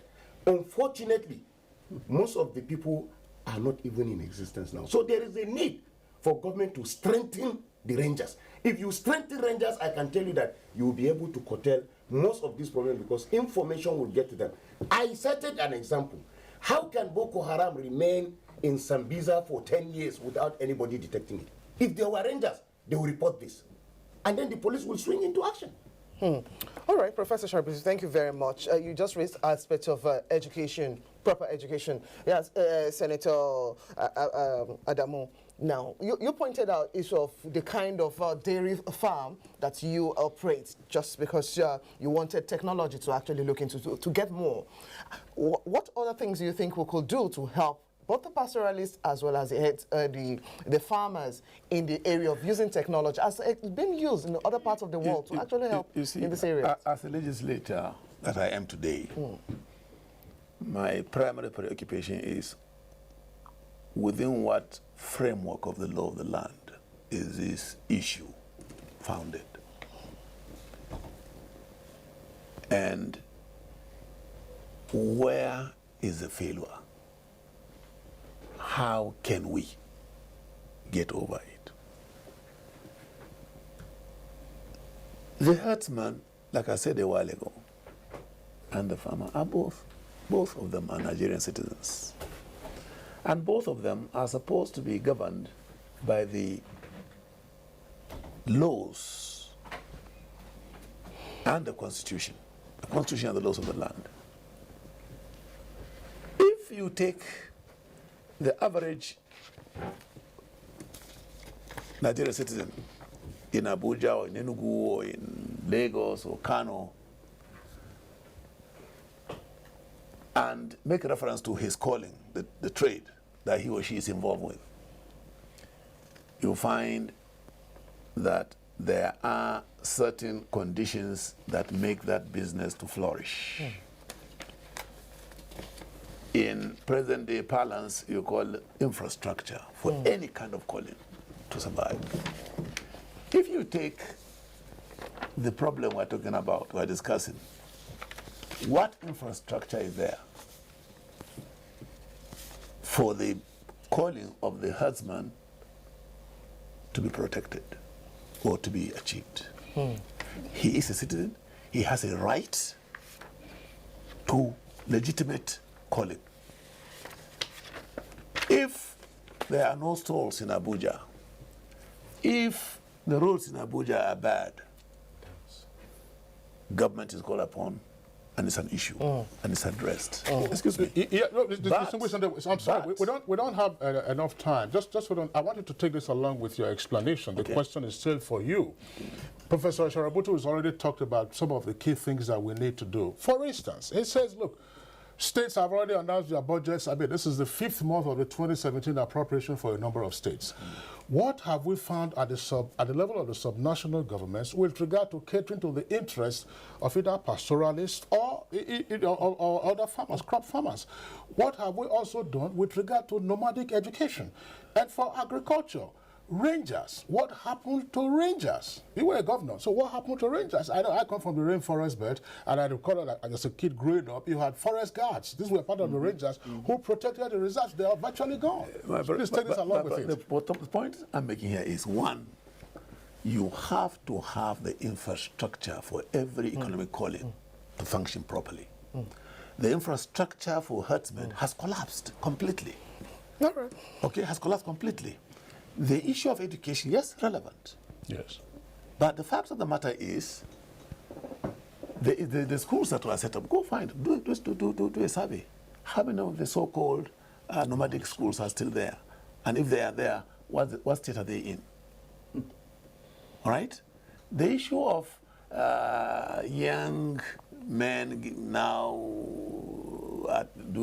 into the herding, and therefore sense of maturity is a bit, not there, and therefore, they don't hold on to the herd and protect the cattle from straying to fields and what have you. It depends. The fact of the matter is, the average herdsman, depends on how many children he has. If like it happens in some places, they don't have boys in the family and they have only girls, and for the girls, after a certain time, they go into marriage, and so whatever little kid he has is the one he lets go with his cattle. Okay? Now, if you talk about the developed countries in the 21st century today, what they do, this moving cattle through the fields is out of date. So can't we avoid that? Excuse me, they have to have an alternative.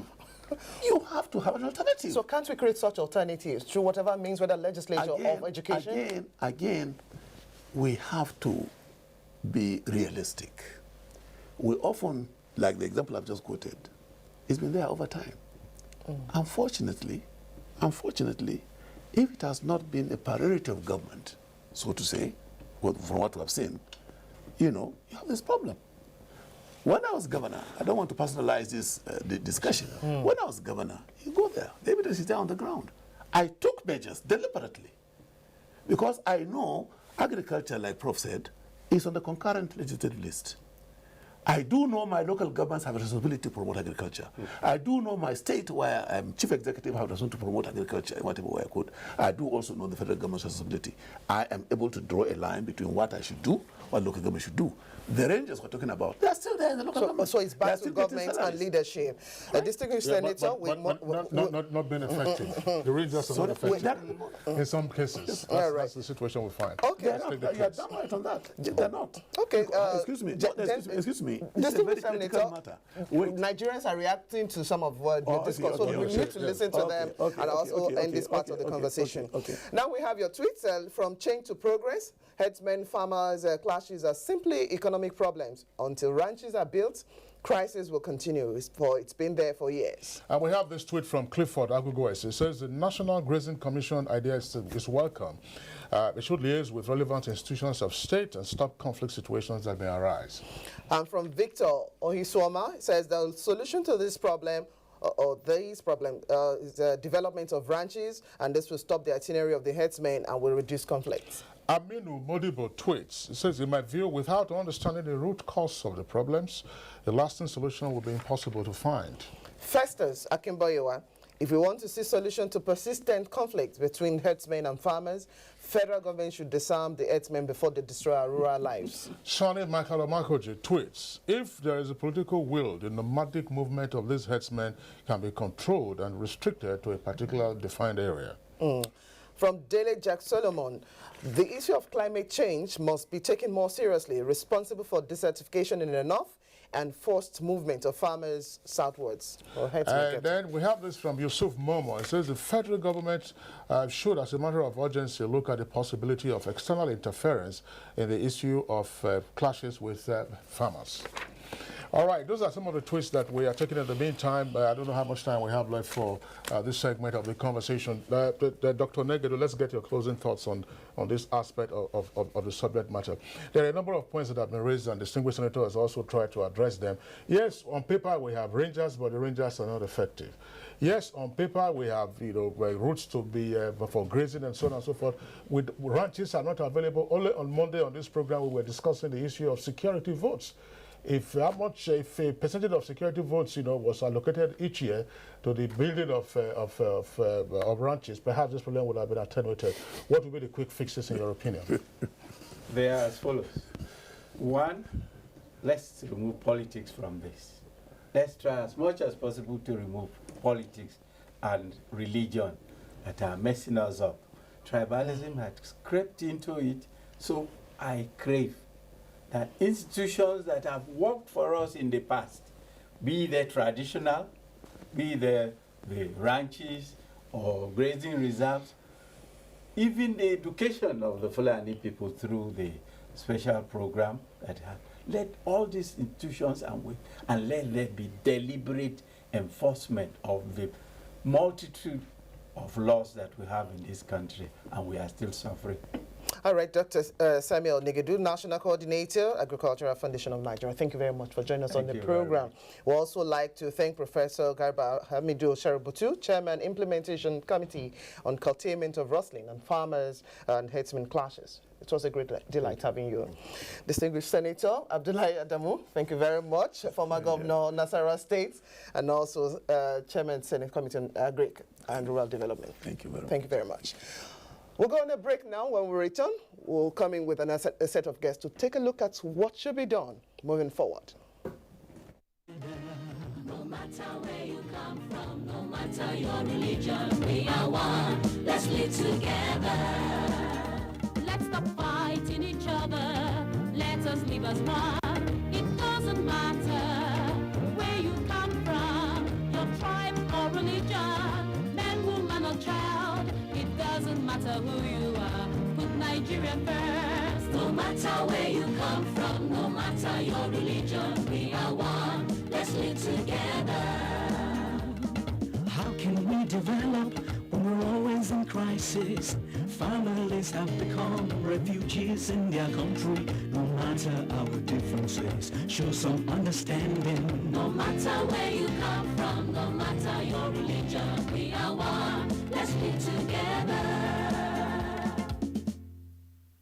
People are supposed to help people.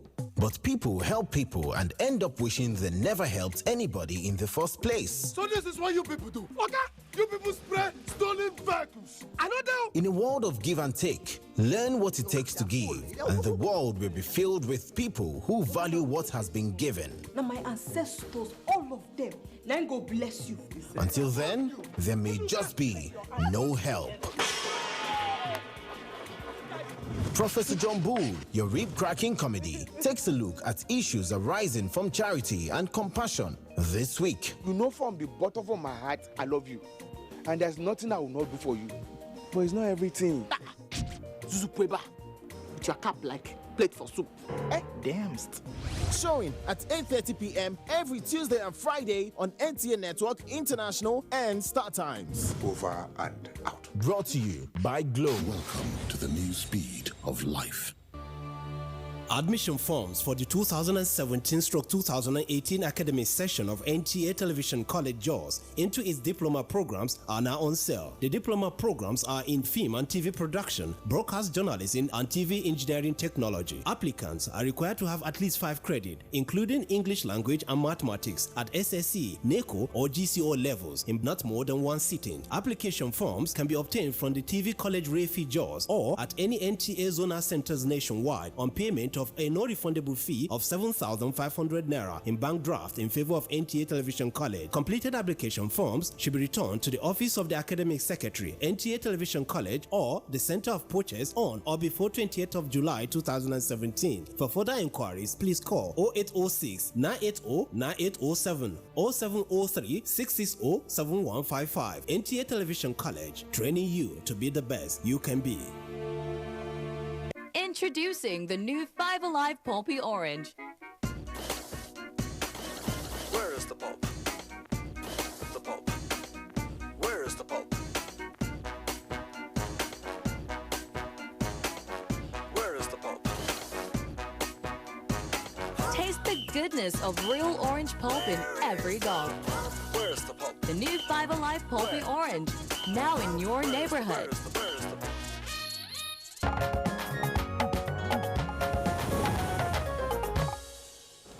All right. right, you're welcome back. But if you just joined us, it's Good Morning Nigeria. We are reaching you live on the network service of the Nigerian Television Authority. We just signed off our first set of guests discussing how to resolve the persistent clashes between herdsmen and farmers in various parts of the country. We'll be joined now by another set of guests. First, we'd like to welcome at this time Senator Emmanuel Bwacha. He is the Deputy Minority Leader of the Senate and he represents Taraba South Senatorial District. Senator Bwacha, a pleasure to have you join us on Good Morning Nigeria. My pleasure to be with you. All right. And then we also have with us Deputy Inspector General of Police. He's in charge of Force Criminal Intelligence and Investigations Department, DIG Hyacinth Dagala. DIG Hyacinth Dagala, a pleasure to have you join us. You're welcome. All right. Of course, DIG Dagala is the chairman of the National Security Summit, which has been organized under the auspices of the police force commencing tomorrow. We also have with us in the studios here Alhaji Umoru Jafaru. Alhaji Umoru Jafaru is the Secretary of the National Council of Traditional Rulers of Nigeria. Alhaji Umoru, a pleasure to have you with us. A pleasure, sir. All right, so let's begin the conversation, this segment of the conversation with the DIG. Tell us some more about the forthcoming summit. Who is attending? Where is it taking place? And how long is it lasting?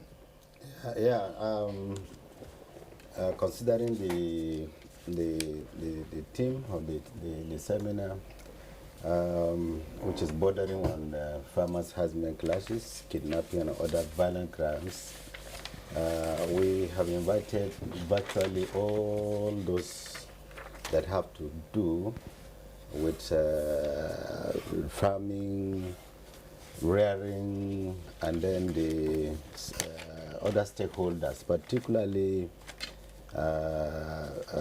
those that suffer most as a result of incidences of these clashes and then these violent crimes. Then a lot from the traditional sector, that is the traditional council, eminent chiefs, governors of respective states, NGOs, other associations that we believe will have something to tell us about the incidences of farmers, clashes, and then kidnapping as well as armed robbery, because these are the three most serious criminal activities that are happening in Nigeria today. So virtually we have invited everybody from different sectors, including members of even the National Assembly, who are the lawmakers and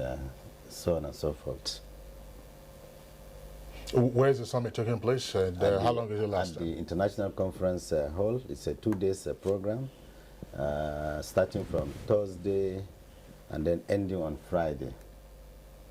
All right, thank you. We'll come back to you, DIG Dagala. Let's bring in now Senator Bwacha. Senator Bwacha, obviously, this is an omnibus conference that seeks to take care of some of the most serious criminal cases that we've had in the country, kidnapping and farmers and herdsmen clashes, plus another. But our principal focus, of course, has to do with farmers and herdsmen clashes. Are you hopeful that a summit of this nature can generate ideas on how we can attenuate going forward the issue of the vexed question of farmers and herdsmen clashes, which, of course, costing a lot of lives and property in different parts of the country?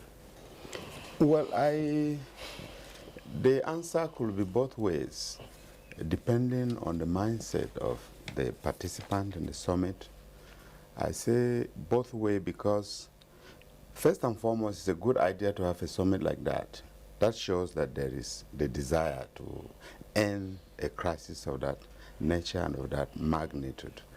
Why I say it could be no, because some people will go to that summit with a mindset they had already made up their mind, not being convinced on the debate or discussion that will be generated during a summit like that. I quite agree with a speaker before me that crises like this have been on, but the magnitude, the dimension has changed because of certain factors or indices that are setting, both religious, both tribal, and what have you. So if we are going to such a summit with a mindset, we may not come up with a result. But if we are going to truly seek for a solution, we may get a result. Why I say people go there with mindset, because you find category of these people are religious people, are traditional rulers, and don't forget Nigeria is a highly religious place, but also very godless society. You know, we are religious, but we don't fear God. This is our biggest challenge. If we have the fear of God, that see in this crisis, lives are being lost. How do we do? Because the person that died has a relation. It could be your own son, it could be your own daughter, it could be your own mother or father. And if you're going with a mindset that let us find a solution to the end of this, fine, you'll be able to achieve result. But if you are going there to demonstrate your capacity of being a tribal leader or a religious leader, you know what we do about religion is just playing politics. Yes, I am Khan leader, Jamaat Nasir leader, whatever, so that you grandstand because you know that you have a crowd you are pleasing outside there. So this is our biggest problem in the country. But if we can set aside this and take seriously the sanctity of lives, we will be able to achieve results. All right. Thank you very much, Senator Bacha. Now, let's go over to the traditional institution represented right here. Alhaji Umaru Jafaru, you're the Secretary, National Council of Traditional Rulers of Nigeria. Now, the first part of our conversation looked at aspect of traditional institution being weakened even because of these clashes over time. And now, as a traditional ruler, whether the visitors or the rustlers or the farmers are visitors in your domain, but you must protect everyone that have come under your own institution. How is this summit going to help get your voice back, the revered voices from traditional institution back, like we had back in those days? Yeah, I'm so happy. I missed an opportunity of being on the same segment with His Excellency Senator Abdullah Adamu, because we have come a long way in trying to see how the traditional rulers can be properly activated. I use that language, activated, because what is the major setback is there is no constitutional provision. I'm happy that Sharu Butu has narrated some ideas of how the traditional institution then operates. Anybody that enter into any vicinity, any village, any town, will be known immediately to the traditional ruler that, okay, some social person is around, and they will be able to monitor his movement, they will be able to monitor his activities. But unfortunately, maybe with all due respect to the distinguished senator here, maybe for the politicians are so much afraid and of the powers of the traditional rulers, they try to, do I use the word strangulate, by not refusing them any constitutional provision. Thereby, even when the traditional ruler has this information, he doesn't even know where to pass it on to. It was in consideration of this that during the Kaduna meeting where the Northern Traditional Rulers Council met, a communique was issued, and it was agreed that the IG should be approached, because we felt that the incessant crisis of killings, maiming and stealing and all those things that were happening could be checkmated if there are constitutional backing. So we approached the IG. Truly, the National Council of Traditional Rulers wrote to the IG, and the IG gave us a listening ear. And that is the outcome of what we are about to have now. That is the National Security Summit. I agree that it was done last year, but this one has a different theme and a different focus. The focus being mainly to checkmate what has been happening within the crisis between the headmen and farmers. So what kind of strategies are you looking forward to pushing? The theme of the summit says forging partnership. Yeah. How will the traditional institution be coming on strong this time around? Yes. Different from what you've been doing in the time past. What we now have is that partnering with the police, we now know that we have a friend, a body that we can always report to, that will give us a listening ear. We expect that the outcome of this security summit would have given us a window, that is, maybe there will be a committee that will be within the Nigeria Police Force that the traditional ruler can use. That is, we say, okay, this is a line shot or whatever, that anytime there is any issues like this, we can approach them a special force that, okay, the traditional ruler can always rely on. All right, hold on. Quickly, just a point, sir. While we're drawing, there's some of the areas the first set of guests looked into. Most of the institutions, whether military or whoever it is that is set up as institution, they are residents in the cities more. The traditional rulers, of course, and the traditional domains are more in the rural area or set up. Do you have the presence of such in your communities? What are those areas that you want? Not just the communities, they could be in the cities as well. Will you have to wait to come to the cities? Yeah, but the crisis happen mostly in the rural area. That is what we're saying. And if we have the instruments, that is, for example, the DPO could be made to pick the call from the traditional ruler and quickly respond. We understand the governors are the chief security officer of a state, so most likely the commissioner of police quickly respond to any call by the... If that is done up to the rural level, where the traditional ruler, who happen to be... Because the masses listening to him, they know him as their father, they run to him for any problem that they have. So if the DPOs too can be given specific instruction that, okay, this traditional ruler is in charge of this environment, listening to him. When we see people of questionable character, we can quickly ask you to pick them up, and they will. Well, that's right. Elijah Moro, what you're talking about now is a new security architecture.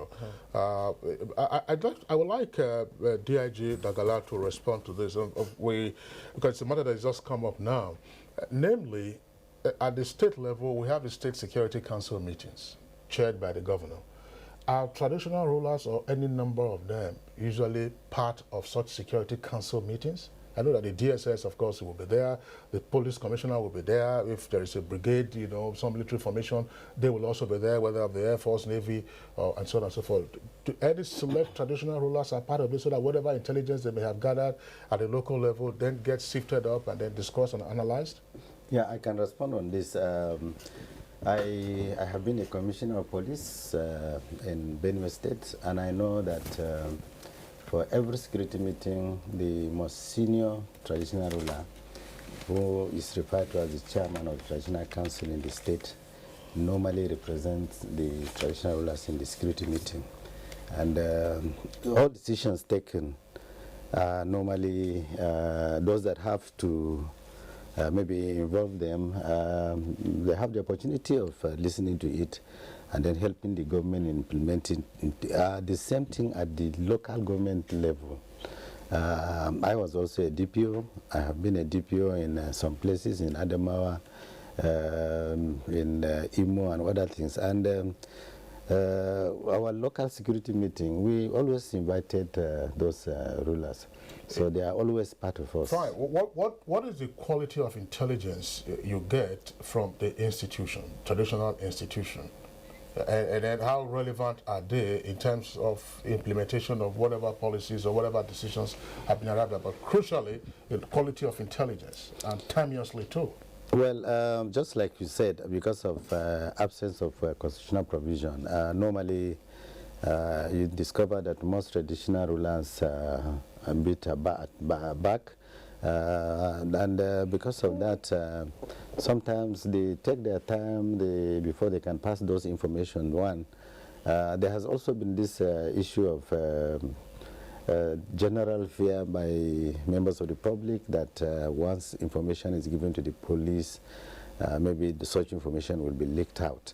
Now, from my experience, anyway, where I have worked well with most traditional rulers. Information has been given promptly to me. Sometimes it depends on the officer that is on ground.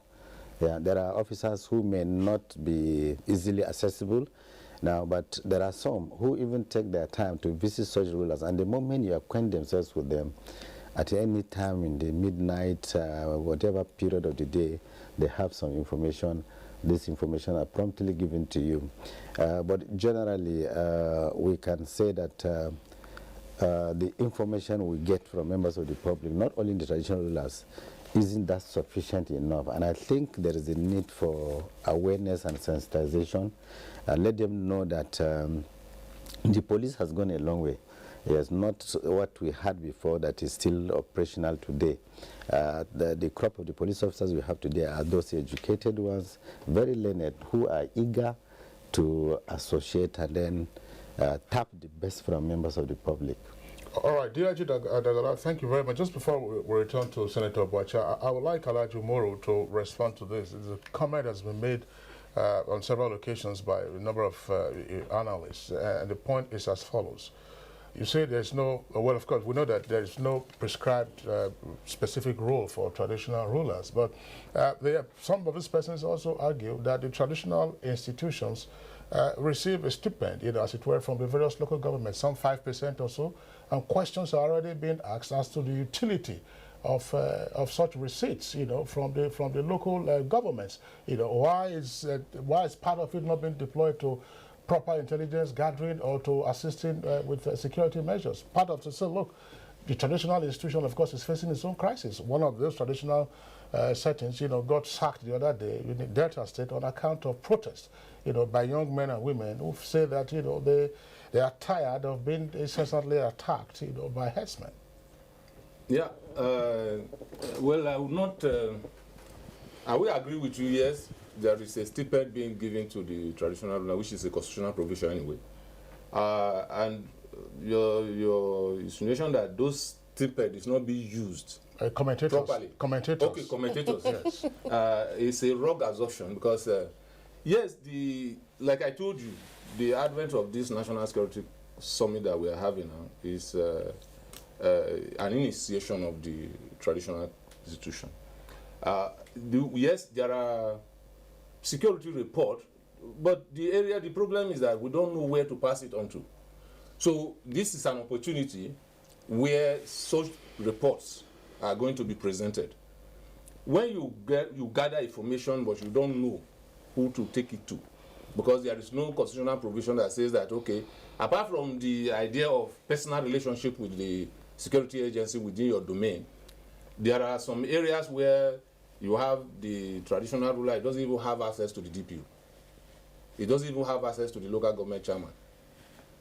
He cannot access any of these ones. He can't call them, he can't pick their calls. And like the other areas you mentioned, you see, we have some differences between the geopolitical zones.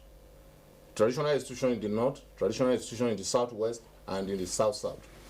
They all varied. Like in my state, Edo, you have one paramount ruler, that is your Monoba, the Oba of Benin. He's the only person that maybe can pick his phone and call the governor, and the governor will respond. No any other traditional ruler has that type of privilege. So it may happen to other institutions. And like the DIG rightly pointed out, yes, traditional rulers are members of the State Security Council, but they don't have a voice. They only go there to listen, and they may not even be allowed to, because there is no, assuming there is like, you have a role. Anything that happens in this area, you are held responsible, and you are given certain things officially that, okay, this role is your own, and if there is failure, they hold you responsible. We don't have that role. That is why I say I missed the opportunity of being with Abdullah. No, you have the opportunity now. Like because there would have been a direct question which he would have responded to. What is the question? What's the question? Yes, because what's the question? Yes. There is a bill that was seeking for provision of constitutional role for traditional ruler, which was sponsored by him. That bill, we understand, has passed second reading. Up to today, we don't know what has happened. And this is years. It has been more than 4 years. We don't know what has happened. Probably died with the Senator. Senator Boacha. Okay. Well, Senator Boacha, I mean, take that question along with this. I mean, is any specific constitutional provision for the traditional institutions, any likely antidote to what we have been saying with regard to the various criminalities? Okay, let me sympathize with my co-discussant on his feeling of isolation from governance. I think for every crisis there is an origin of that crisis. If you look at the history of Nigeria, the British, when they colonized Nigeria, started with indirect rule.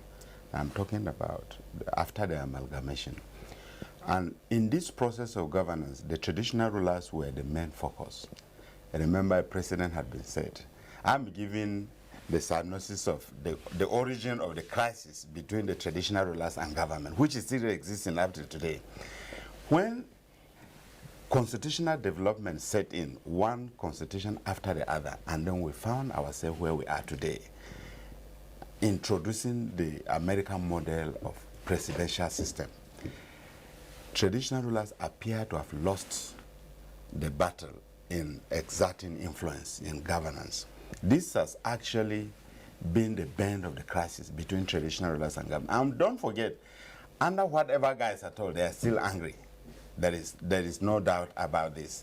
In spite of the allocations, which has generated crisis, like you pointed out earlier on, in spite of a particular percentage allocated to traditional rulers in the sharing formula, as usual, across state, they are still not satisfied. But having said this, I must confess I've actually been one of those who had advocated for a role for traditional rulers, because they are custodians of our traditional values. And if they have this, because human beings by our nature, we love to be recognized. When they are recognized, they will play their roles genuinely and honestly too. It's because of this nonchalant attitude from their part, some of them, that has given birth to most of the crises we see around. Otherwise, we don't see some of these crises, the Boko Haram. Yeah, but there's no nonchalance with regard to receipts of the stipend. No, that is a different ball game altogether. They want to be recognized statutorily. They want to be seen playing a role defined by constitution. But the system we are adopting, the presidential system of government, does not have provisions for that. Does not have a place for the traditional institution, to play a role. So this has created another crisis altogether. But I am saying, if this had been addressed, the bill he is referring to actually died with the 7th Senate. It didn't even go through second reading. It went through first reading, but was not read a second time. I was in the 7th Senate, by the way. So I think if something could be done to address this, because they will have a sense of belonging. They play key roles in most of this. In fact, it will interest you to know that some of these crises that are uncontrollable, the traditional rulers sometimes choose to look the other way, because they feel, well, since you tell me, let me succumb to the leadership of a local government. If a first-class traditional ruler is traveling, you tell him, okay, you have to go and take permission from a local government chairman, and he feels demeaned.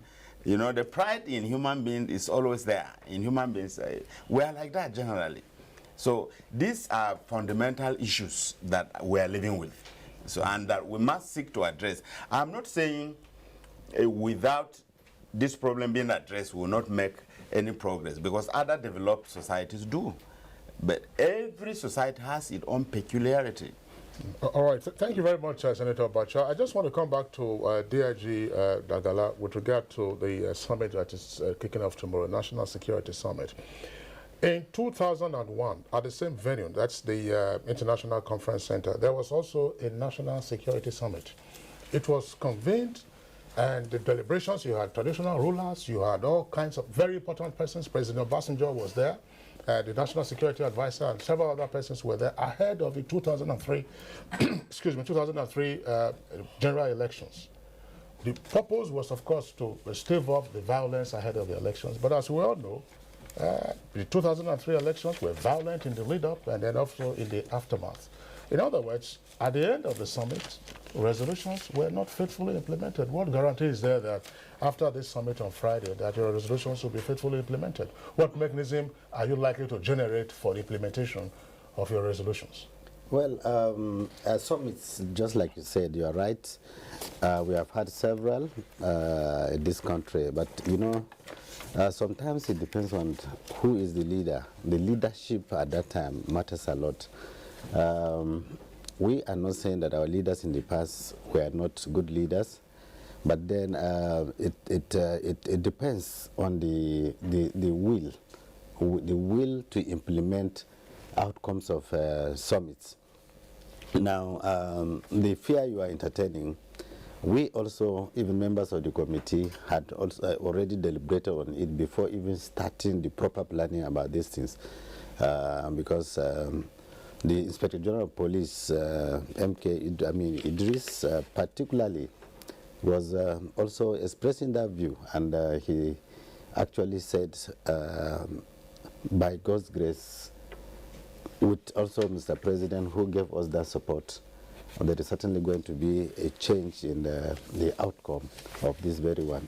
We are determined, actually, both the management and then the traditional council are determined to see that this one becomes different from what we have had in the past.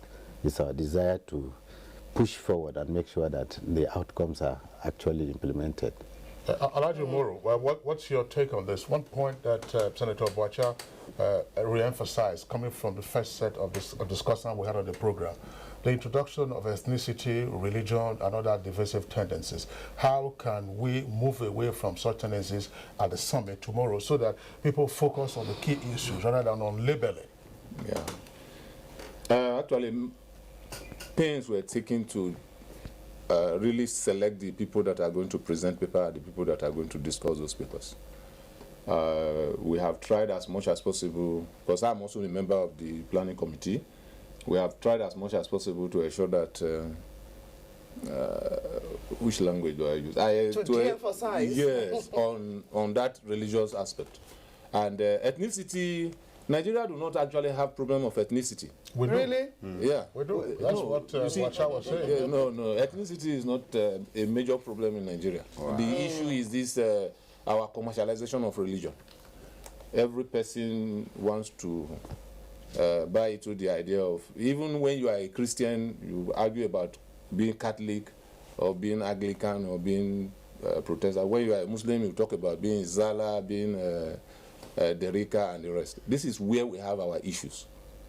Somebody asked this same question yesterday. Why is it that outside the country, you don't discuss whether you are a Yoruba or you are an Igbo? But when a Nigerian is being attacked, every other Nigerian wants to die for that same person. But when we come back to the country, now we begin to talk about, to me, is this issue of religion. So ethnicity doesn't matter. Commercialization. It matters. Why would they say it's Fulani-herdsmen? Is it every Fulani? If you go to the other side of it, it's not the issue of the Fulani-herdsmen. That is, the Fulani is in quote. It is the Muslim trying to kill the Christian, because most of the time, like in Benue, where these things are happening, especially in Benue, the farmers are the Christians and the herdsmen are the Muslims. Not in our case. Well, I just hope, DIJ, is it necessarily the case? Not necessarily, but observers will be curious to find out that, look, critical opinions or critical views are not shielded in the course of the summit if you have carefully selected those who to present and those who to discuss, so that you don't know where workable solutions might come from. Well, actually, the likelihood might be there, but what we intend to do after this summit is, one, to still call some selected individuals who will come and tell us the truth.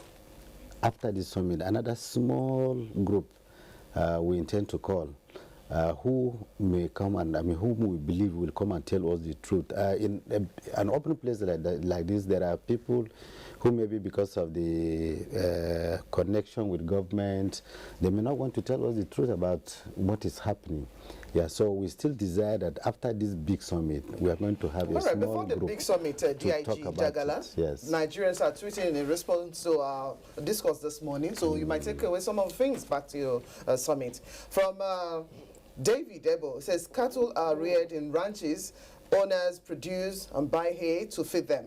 They are transported in good vehicles to the market. What's wrong with us in Nigeria? And then we have this, it's not for you to respond to, because we have quite a number of them. We'll have the opportunity. We'll let you respond to them. Fabo Aro Stephen tweets, another area to be looked into as a way to stop, another area to be looked into is the way to stop desertification of the north. From Ifeanyi Chukwu Nwosu, Argentina has more cattle than any other country in the world, yet you never see a cow or see the cattle walking the street up and down. Clifford Agugwe tweets again, why are herdsmen seemingly ubiquitous? Nearness to markets and perhaps nearness to grazing field. We can solve these challenges. From Muhammad Jamiu Sadera, I think going back to our land tenure system and incorporate grazing areas in all affected states will go a long way to curb the menace. Well, there's a claim here by Nexus. It says traditional rulers, senior police officers have their cattle with the headsmen. Who will win their courts? Farmers or headsmen? We asked that question earlier, if you recall, of the former governor of Nasarawa, Senator Abdullah Adamu. Yes, and of From Moses Olusegun, you have the Good Morning Studio. I see no reason why states cannot get involved in contributing to grazing development. We need the political will. And then we have this from Mahmoud Haman. Mahmoud Haman tweets, you cannot deal with an unknown entity. Since the abolition of cattle tax by the states, the movement and location of herdsmen are unknown. Dele Jack Solomon again. Federal government and pastoralists should forget about herds' right of way. Grazing routes are no longer feasible due to population explosion and urban dynamics. Clifford Agugo is here again. Is cattle grazing a borderless activity? If yes, then the Immigration Service must vet offshore rearers. Ifeanyi Chukwu once again, speaking plenty of grammar will not solve the issue of herdsmen menace. International best practices about rearing cattle is via ranches. All right, now this one is from Duke Agono. Duke Agono, this question is relevant, DIG. Why is the question of legality of arms and ammunition used by the herdsmen being skipped? Are they licensed? From what source? And Akin Ola Oluwole, production of hay and hydroponic feeders, compulsory registration and tagging of cattle, land, and is a necessity for crop production. Abidin Owolabi says, when Mr. President said states should allocate lands to for cattle ranches, we blew it. That's the result. Yes. All right, building of ranches, the final solution to herdsmen. Nobody should move around with cattle. And then we have this from Usman Abubakar. Good morning. The professor, that's Professor Shaributu, who signed him off in the first segment, has said it all, and it's time to start holding those who are responsible for their areas accountable. Now, well, those are the tweets that we're taking in the meantime. Of course, we're also pressed for time. I would also like to thank you for sending your tweets. There were really many, but those are the ones we could take for the moment. Thank you so much. All right, DIG, let's get your closing thoughts on this subject matter, because we're pressed for time. We need to take one or two of our complementary segments. Going forward, what else? Yeah, question of licensed firearms being possessed by some of the headsmen. Yes, quite well. There are rules, laws guiding the possession of firearms. Unfortunately, because of the porosity of our borders, because of the greed by so many Nigerians who believe that trade in arms will give them more money than anything, you discover that arms proliferation is very high in this country. And there's very many of us who even take part in procuring these arms and selling them are also victims of this unlawful or illegal arms. So we wish to use this opportunity to call on Nigerians to go back and rethink about the harm being caused by this, and then desist from taking part in selling. All right. DIG, I sent Dagala, who is in charge of Force Criminal Intelligence and also Investigation Department, Force Headquarters, Abuja. Thank you very much. Thank you. And would like to also thank Senator Emmanuel Bacha, Senate Deputy Minority Leader, representing Taraba South Senatorial District. Thank you very much for coming on the program. Alhaji Umaru Jafaru, Secretary, National Council of Traditional Rulers of Nigeria. Thank you very much. We wish you all the very best as you deliberate at the summits come tomorrow. Thank you. All right, to our complimentary segment now, I think Kingsley. That's right. We're taking sports. Of course, there was some drama, and of course, it's true to the final of this year's UEFA Champions League, overwhelming Monaco in both legs. First leg 2-0.